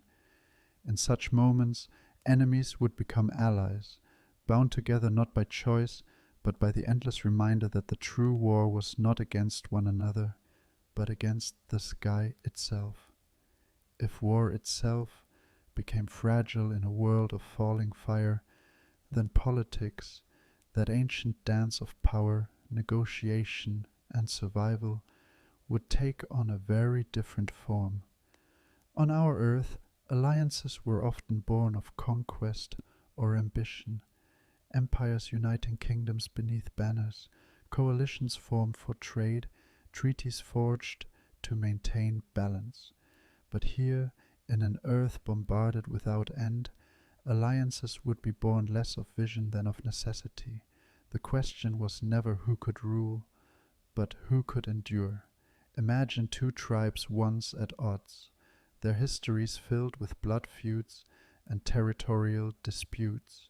After a great impact, both find their food stores destroyed, their shelters shattered. Alone, each would wither. But together, pooling what little remained, they could rebuild more quickly, dig deeper tunnels, gather more watchful eyes against the next catastrophe. Survival would demand cooperation, not as a luxury, but as the only path forward. The politics of this world would not be shaped in grand councils or royal courts, but in the shared labor of clearing ash from caves and rationing water drawn from poisoned streams. Over time, these alliances would grow into networks of mutual dependence. Shelters too large for one group to construct alone would be carved jointly by many hands, their entrances guarded by mixed tribes, their chambers shared by those who once called each other enemies. The political boundaries of this Earth would be porous, shifting not with conquest, but with catastrophe. After each great strike, new groups would be forced together, forming fragile unions that might last for a generation, until the next impact scattered them again. Speculate on what leadership would look like in such a setting. On our Earth, leaders often rise as conquerors, visionaries, or builders of empires. Here, leaders would be chosen for their ability to navigate disaster. A great chieftain might not be remembered for victories in war, but for organizing the evacuation of a village before a firestorm. A council of elders might gain authority not through lineage, but through their memory of past catastrophes and the wisdom to guide survival through the next. Politics would be less about ambition, more about endurance. And yet, these alliances, though vital, would never be stable. Trust would always be provisional. A shared shelter might last a few years, but scarcity would breed suspicion. Who eats more? Who hoards food? Who decides when to move, when to stay, when to abandon one chamber for another? The same disasters that forced cooperation would also test it, straining bonds under the weight of hunger and fear. In this way, politics itself would become cyclical, alliances formed, strengthened through shared survival, then fractured when resources dwindled or disaster struck again. Imagine the rituals that might emerge to cement such fragile unity. Tribes joining hands at the rim of a crater, swearing oaths beneath the glow of falling stars, feasts held in the aftermath of survival, where food was shared not to celebrate abundance, but to remind each other that cooperation was sacred. Symbols of unity, perhaps circles echoing the craters themselves, carved onto cave walls, marking the presence of groups bound together by necessity. These rituals would not erase rivalry, but they would give shape to the fragile bonds that made survival possible. Speculate further, and entire philosophies could emerge around this pattern.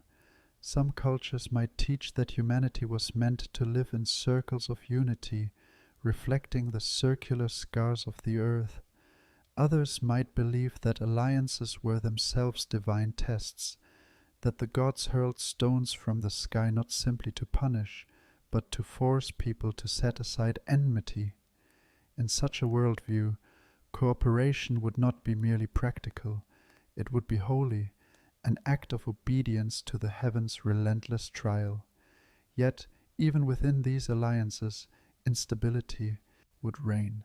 No matter how many times groups joined us together, no matter how often they swore unity, catastrophe would scatter them again.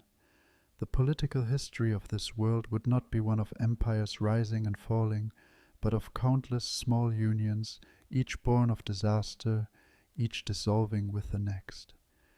Humanity would never know the permanence of nations. Instead, their politics would resemble the very impacts that shaped their world, sudden, violent, fleeting, yet repeated endlessly.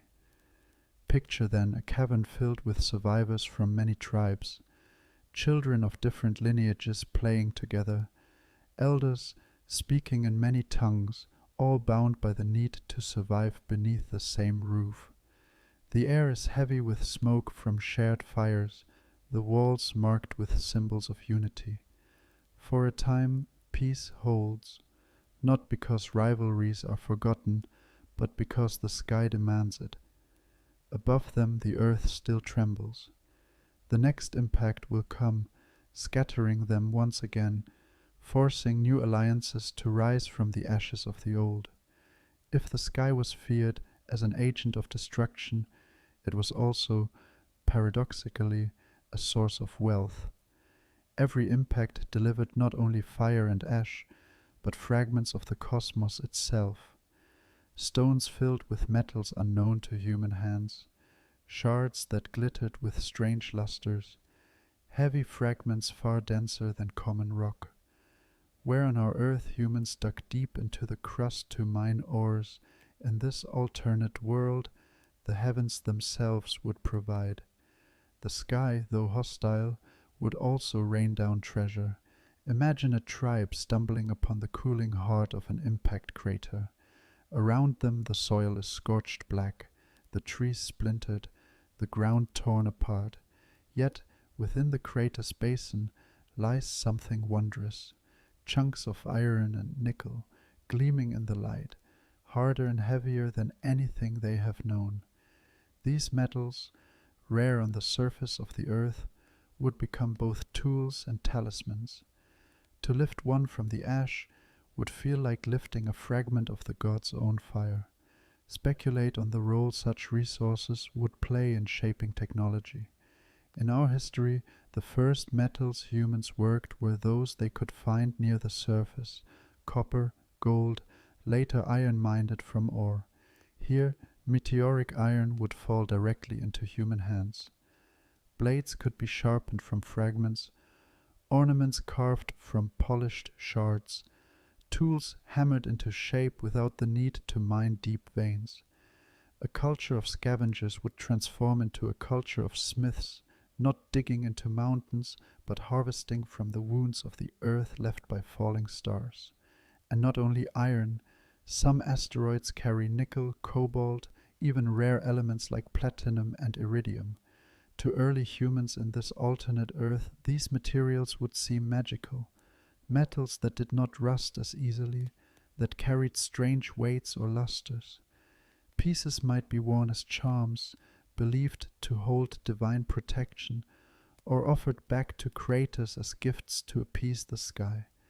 Over time, practical use would blend with spiritual meaning, every tool and ornament carrying both utility and myth. The economy of such a world would be bound to the rhythms of impacts. Villages might rise near fresh craters, scavenging their bounty of metals and minerals. Wars, if they erupted at all, might center not on fertile land, but on who controlled the most recent strike. Even in cooperative alliances, tensions would simmer over the distribution of meteor fragments, who forged the strongest blades, who wore the most sacred amulets, who claimed the heart of the fallen star. Speculate further, and energy itself might take a different trajectory. On our Earth, fire, wind, and water powered the first engines. Here, communities might discover that certain fragments conducted heat differently or sparked when struck together. A primitive form of metallurgy might emerge far earlier, not driven by mining, but by scavenging from impacts. Civilization, in this vision, would not be built upon plows and harvests, but upon fragments of the cosmos, technologies born from the very stones hurled against them. But this abundance would be as unstable as the world itself. Each crater offered a gift, yes, but also a curse. To harvest its metals was to risk exposure to poisoned water, to collapsing rims, to fresh impacts nearby. Scarcity and danger would always shadow opportunity. Whole communities might vanish while scavenging a crater, their efforts erased by a second strike. Resource gathering itself would be an act of courage, a gamble against the wrath of the sky. What would this mean for cultural imagination? Perhaps the possession of meteor metal would become the highest mark of prestige. Leaders would be buried with fragments of the heavens, their bodies wrapped not in gold, but in the iron of fallen stars. Warriors might wear blades hammered from meteorites, their weapons said to hold divine fire. A single shard might pass down through generations, carried as both heirloom and holy relic, proof that the gods themselves once struck here, and that this family endured.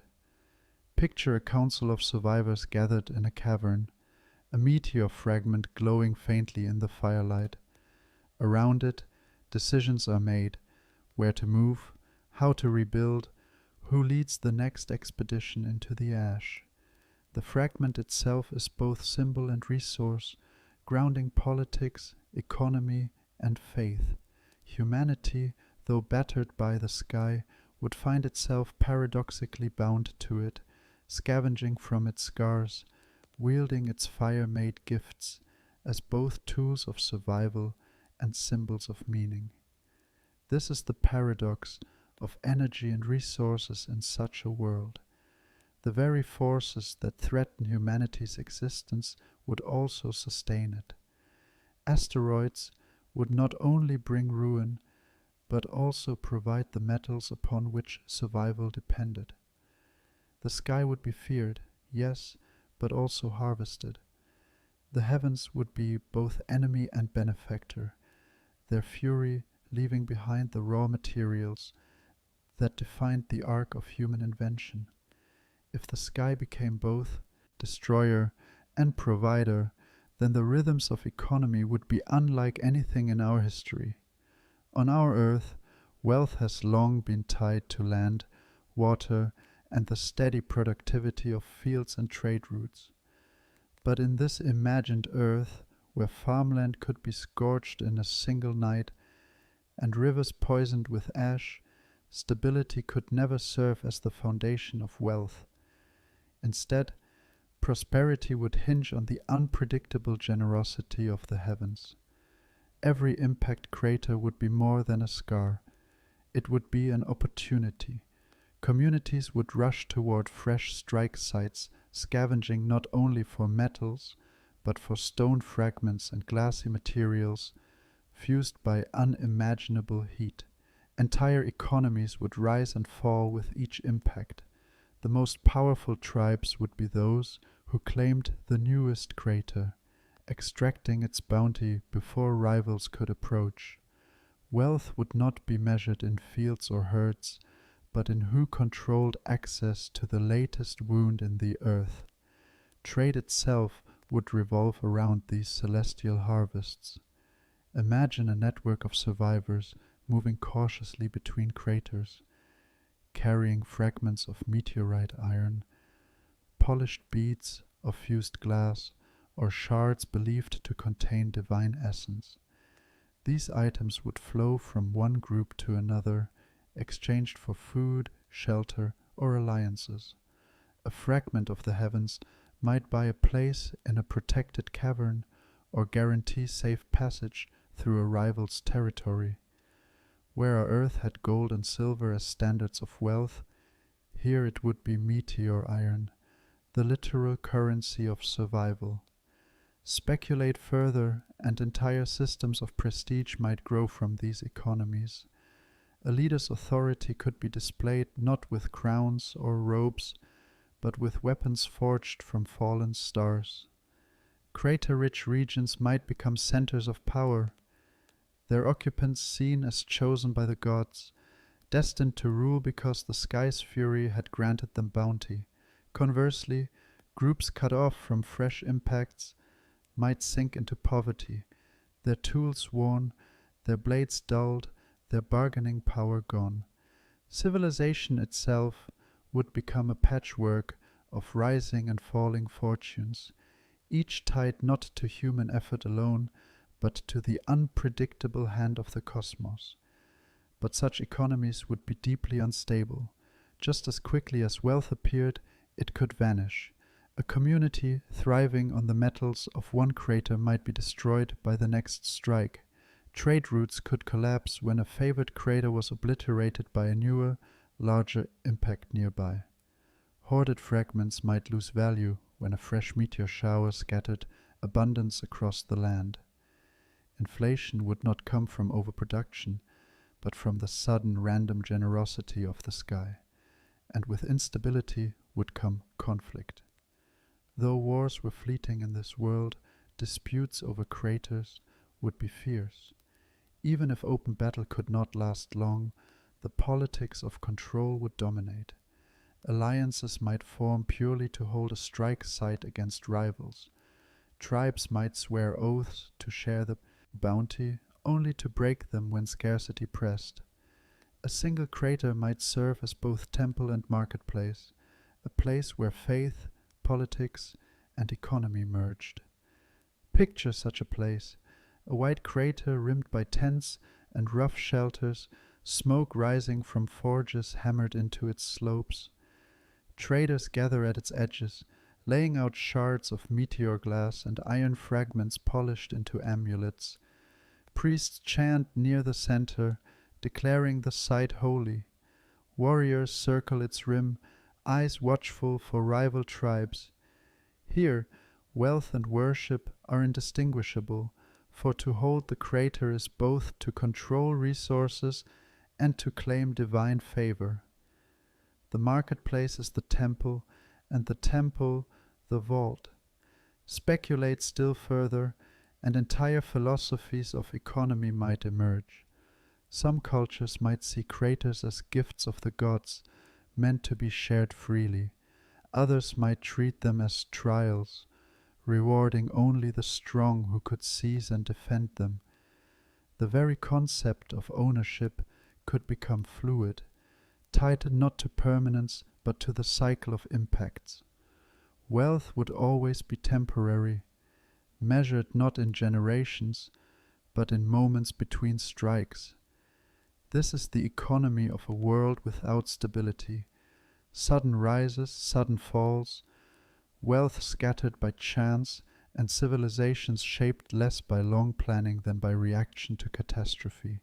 Empires could never exist here, for no economy could stretch wide or last long. Instead, humanity would live in a state of perpetual improvisation, building livelihoods upon the unpredictable rhythms of the sky. And yet, within that fragility lies a haunting image, a people whose prosperity depended not on the soil beneath their feet, but on the stars above their heads. Economies not grown, but fallen, wealth not cultivated, but scavenged. A humanity bound to a marketplace, written in craters, forever chasing the fleeting gifts of a cosmos that gave only as it destroyed. So far, we have imagined humanity enduring beneath this endless storm, but step back for a moment and ask a deeper question. What if Earth had always been like this? What if, from the very beginning, the planet had never known a quiet sky? On our Earth, life emerged in fragile beginnings, simple microbes swimming in ancient seas, experimenting with chemistry, slowly adapting to sunlight, oxygen, and the changing conditions of the planet. Over billions of years, stability allowed life to grow more complex. Algae gave way to multicellular creatures, sponges to fish, amphibians to reptiles, mammals, and eventually us. Each step forward required long stretches of peace, millions of years for experimentation to take root. But if constant impacts had plagued the Earth from its very birth, those steps would never have taken place. Every new attempt at complexity, a multicellular organism, a delicate symbiosis, a fragile creature testing its first fins or wings, would be undone by fire, ash, and poisoned seas. Evolution's clock would be reset endlessly. What we call progress would be erased again and again before it could take hold.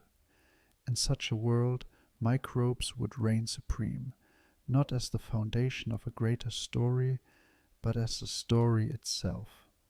They are the ultimate survivors, able to endure extremes of heat, radiation, acidity, and darkness. They can hide within rocks, survive dormant for millennia, and flourish again when conditions permit. In a bombarded Earth, they would adapt where larger, more complex life would fail. Bacteria would thrive in hot springs, left by impacts, in deep-sea vents, untouched by surface chaos, in the microscopic cracks of stone where fire could not reach. Speculate further, and the Earth itself would resemble a kind of microbial laboratory, oceans filled not with fish and whales, but with mats of algae, colonies of bacteria, drifting like dust motes in the currents. The land would remain barren, pockmarked with craters, too unstable for forests or fields. The skies would be thick with haze, filtering sunlight into a perpetual twilight that discouraged photosynthesis on any grand scale. Life would never rise above the scale of the invisible, and intelligence, in such a vision, it would never come. Brains, those intricate webs of neurons, demand stability. They require ecosystems capable of producing abundant, reliable food, social structures that last long enough for knowledge to accumulate, environments that do not erase progress every few generations. In a world where firestorms raged every year, where seas turned acidic with every strike, where every landscape was torn apart before creatures could even establish themselves, the very conditions for intelligence would never exist. Imagine an alternate history in which, after 4 billion years, Earth remains a microbial planet. No forests stretching toward the sky, no songs of birds at dawn, no great beasts roaming plains. Just a surface endlessly scarred by impacts, its oceans green with microbial blooms, its skies dim with dust. An alien visitor might land here and see not a thriving biosphere, but a world trapped in infancy.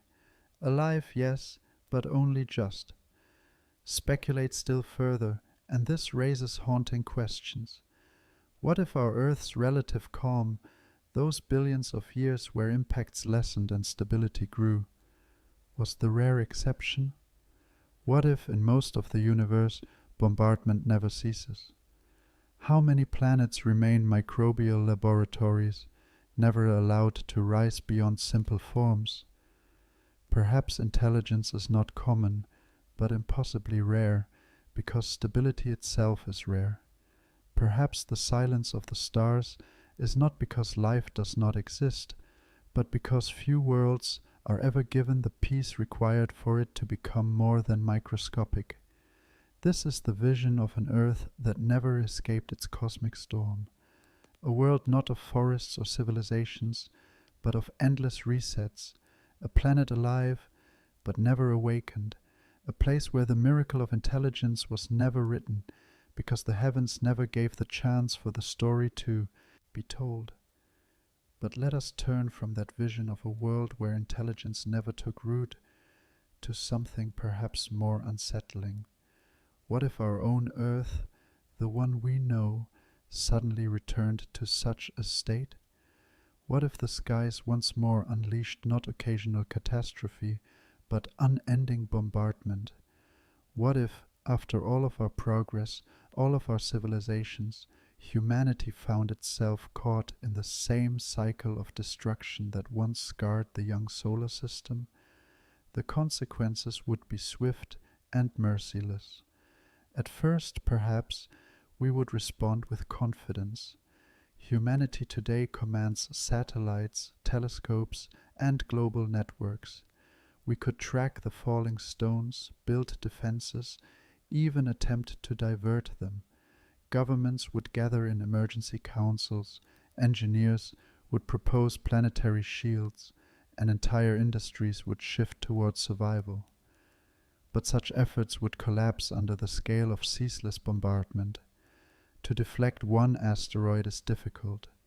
To stop thousands, falling day after day, would be impossible. The defense would crumble, resources exhausted, technology overwhelmed. Cities would be the first to vanish. Great towers of steel and glass, monuments of progress, would shatter under firestorms. Roads and bridges would be buried in craters. Coastal regions, homes to billions, would be swept away by tsunamis. Power grids would fail, supply chains collapse, communications falter. Humanity, so interconnected, would unravel quickly. The very networks that define modern civilization would become fragile threads, snapping one by one as impacts severed the links between us. Speculate further, and you can see how the collapse would spread. Food production would fail. Fields burned by firestorms, oceans poisoned with ash and acid, distribution lines shattered by cratered landscapes. Even the most advanced nations would find their stores dwindling within months. Hunger would rise, panic would spread, and governments themselves would fracture under the weight of unanswerable disaster. And then comes the second wave, the psychological collapse. Imagine generations raised in a world where every streak across the sky might mean annihilation. Children no longer dream of careers, futures, or journeys. They live only in the fear of the next impact. Cities attempt to rebuild, only to be destroyed again. Technology advances, only to be erased in fire. The belief in progress itself, that defining faith of our species, would disintegrate. Humanity would no longer look forward, but downward, retreating into the earth as we once imagined in earlier parts of this vision. Civilization, as we know it, could not survive this. Nations, economies, universities, cities, the fragile web of culture, all depend on stability, on time to grow and endure. In a world of constant resets, nothing would last long enough to be called civilization. We would be reduced, scattered into enclaves of survivors, scraping together fragments of what we once were. Knowledge would vanish faster than it could be preserved. Libraries burned, archives buried, servers destroyed.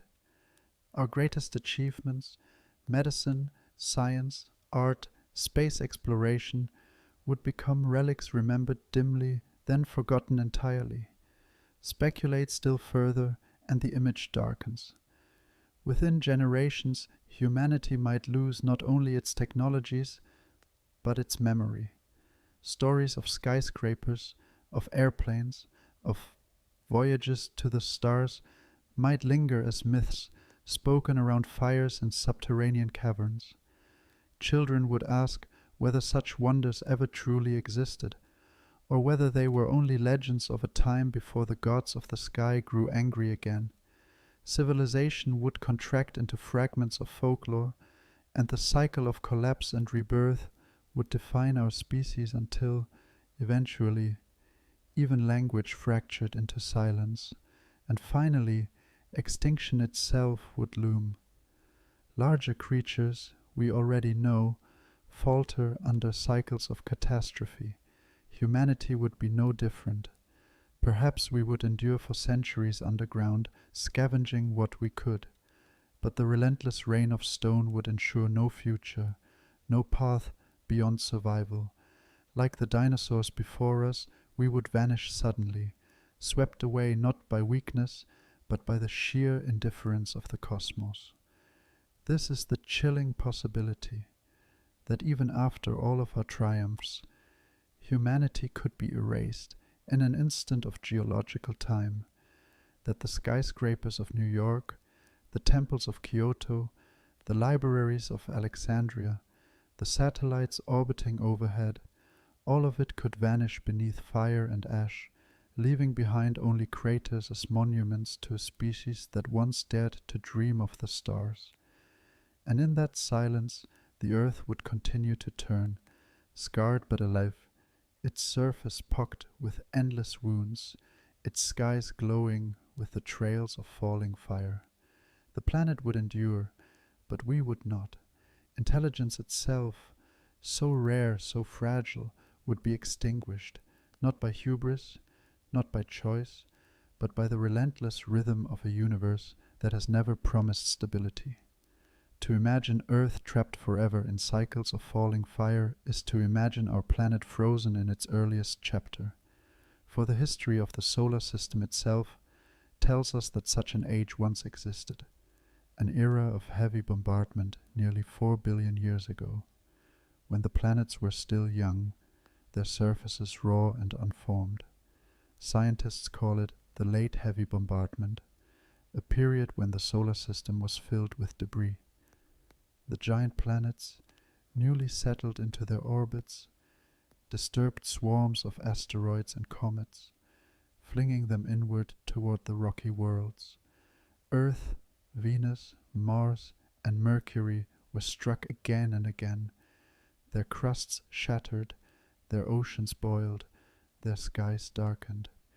It was an age when impacts were not rare disasters, but constant events shaping every world in ways we can still see today. Look to the moon, and you see the scars of that era preserved.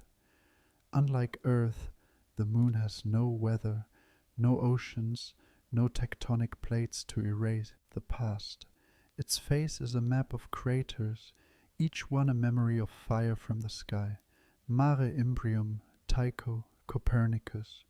Vast basins, carved by collisions so violent that molten rock flooded their interiors, leaving seas of dark basalt. When we look at the moon through a telescope, we are looking into the fossilized face of bombardment, a silent witness to the violence that shaped the early solar system. On Mars, too, the evidence remains. Its surface bears craters kilometers wide, valleys carved by impacts, and plains littered with debris. Mercury, closest to the Sun, is even more scarred, its entire crust pitted with craters of every size, a planet that seems almost more crater than rock. These worlds never erased their past. They carry it openly, their surfaces testimonies to an age of endless collisions. Earth, by contrast, hides its scars. Oceans cover 2/3 of its surface. Tectonic plates recycle crust into the mantle. Wind and rain erode the craters that remain. Only a handful survive clearly visible. Chicxulub in Mexico, Sudbury in Canada, Vredefort in South Africa. Each is ancient, but each is also faint compared to the untouched wounds of the moon. Our planet has buried its violent youth beneath time and renewal, a luxury afforded by its dynamic geology and abundant water. But what if that renewal never came? What if the bombardment that scarred the moon had never eased for Earth? Our planet would look much the same, a world dominated by craters, its surface a map of scars, its story one of endless violence. There would be no forests to cover the wounds, no rivers to soften them, no mountains rising peacefully over eons, only the constant punctuation of fire and impact. Speculate further, and the Earth we know would be unrecognizable. From orbit, astronauts would see not blue and green continents, but endless circles, overlapping basins, ridges, and shattered plains. The oceans, if they existed at all, would be filled with crater lakes, their shorelines jagged, their waters stained with dust and ash. The continents would look more like Mercury than Earth, barren landscapes where scars piled upon scars, erasing any hint of stability. And here lies the chilling thought: our survival as a species, indeed the existence of intelligence itself, depended on bombardment ending. It was only after that violent era waned that life could emerge in earnest, shielded by stretches of stability long enough to allow complexity. If Earth had been locked in that era forever, we would never have risen. The world would have been a second moon, a place alive perhaps, with microbes, but barren of minds capable of reflection. The comparison is stark. The moon shows us what Earth might have been. Mars shows us what Earth might have remained. And Mercury shows us what Earth might have become if bombardment never stopped. A world where scars defined at the surface, where the past could never be erased. To live in such a vision is to live in perpetual prehistory, a planet denied its chance to move forward. Earth, frozen in its violent youth, forever echoing with the sound of falling stone. When we look outward into the solar system, we are not merely gazing at alien landscapes.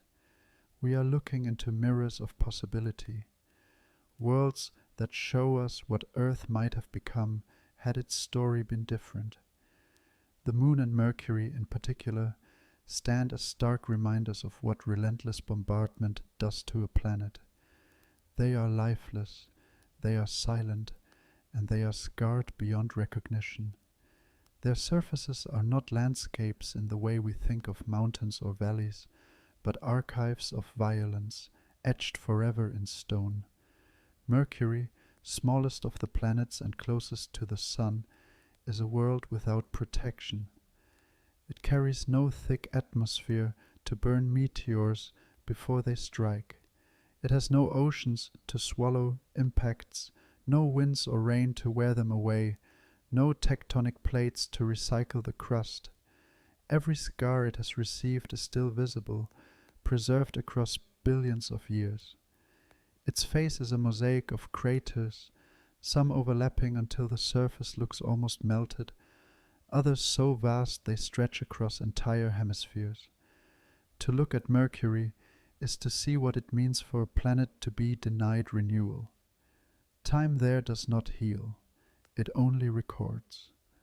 The Moon tells a similar story, though in a quieter register. Smaller than Earth, it is a world of silence. Each crater, from the smallest pockmark to the vast basins that became the seas of basalt we see as dark patches from Earth, is a fossil of violence. Unlike our living planet, the Moon has no forests to conceal the damage, no clouds to soften the view, no rainfall to blur the edges.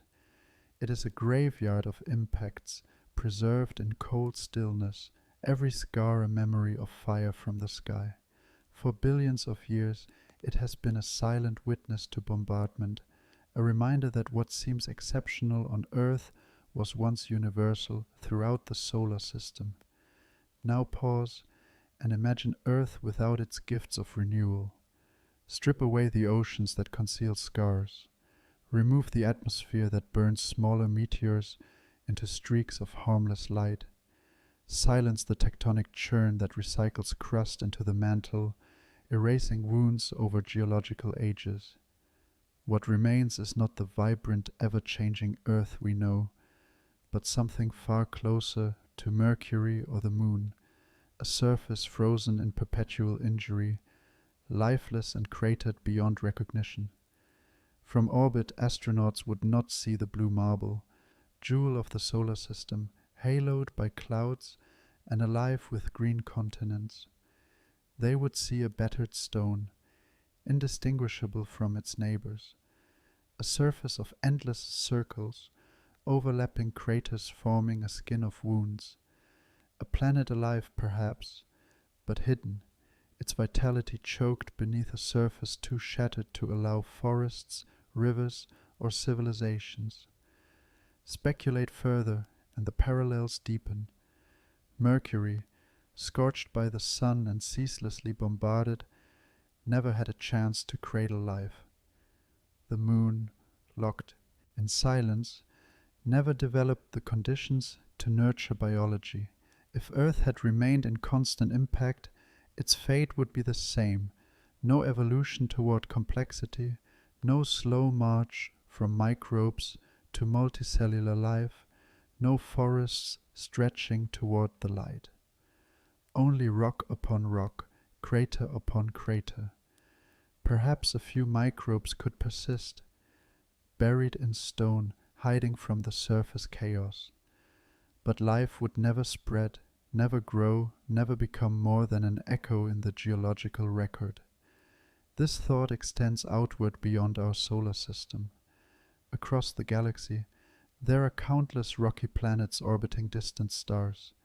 From afar, they may seem promising, in the right zone for liquid water, with the right size and composition to hold an atmosphere. But what if many of them are trapped in the same condition as Mercury or the Moon? Worlds pounded endlessly by debris, their surfaces reset before life can gain a foothold. Planets that, through telescopes, appear habitable but are in truth barren, silenced by constant bombardment. If so, then the silence we hear when we listen for alien civilizations may not mean life is rare, only that stability is. Earth's difference, then, becomes almost miraculous. For reasons rooted in chance and orbital dynamics, the great rain of impacts slowed. Jupiter and Saturn shifted slightly, drawing away many of the comets and asteroids that once hurtled inward. The debris fields thinned, the cosmic storm eased, and in that easing a narrow window opened, long enough for seas to settle, for climates to stabilize, for biology to step beyond the microbial. Forests grew, creatures flourished, intelligence emerged. Without that pause, we would never have been. This realization carries with it a humbling truth. The only reason Earth is not another cratered wasteland is because bombardment relented.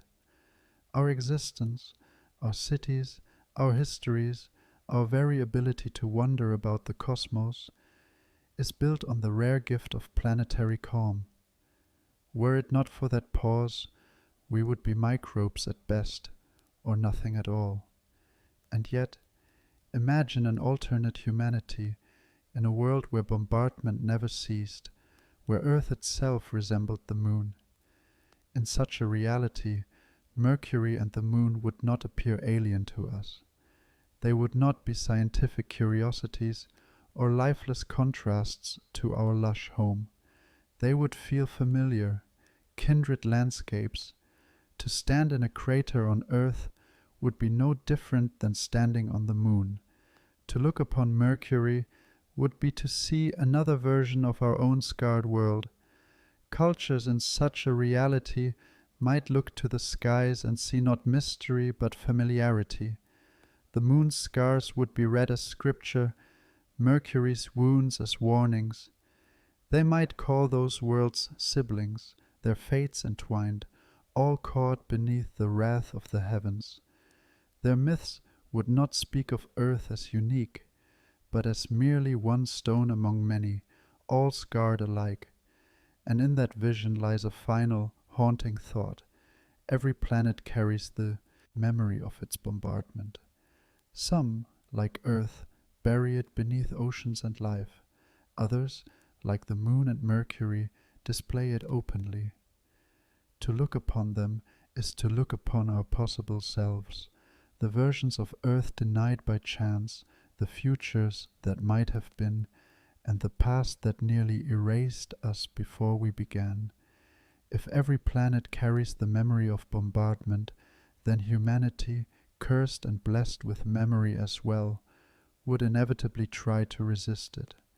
For to endure the falling sky without attempting to defy it would be unthinkable. We are a species that builds against the tide, that raises walls against floods, that crafts sails against the winds.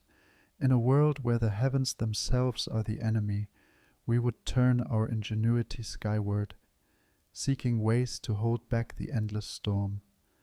The first efforts would be small, born of desperation rather than strategy. In villages and hidden cities, people might attempt to build shields, crude at first, domes of stone, metal, or even woven wood layered with soil. These early defenses would not protect against the largest impacts, but they might deflect the smaller fragments, buying precious time.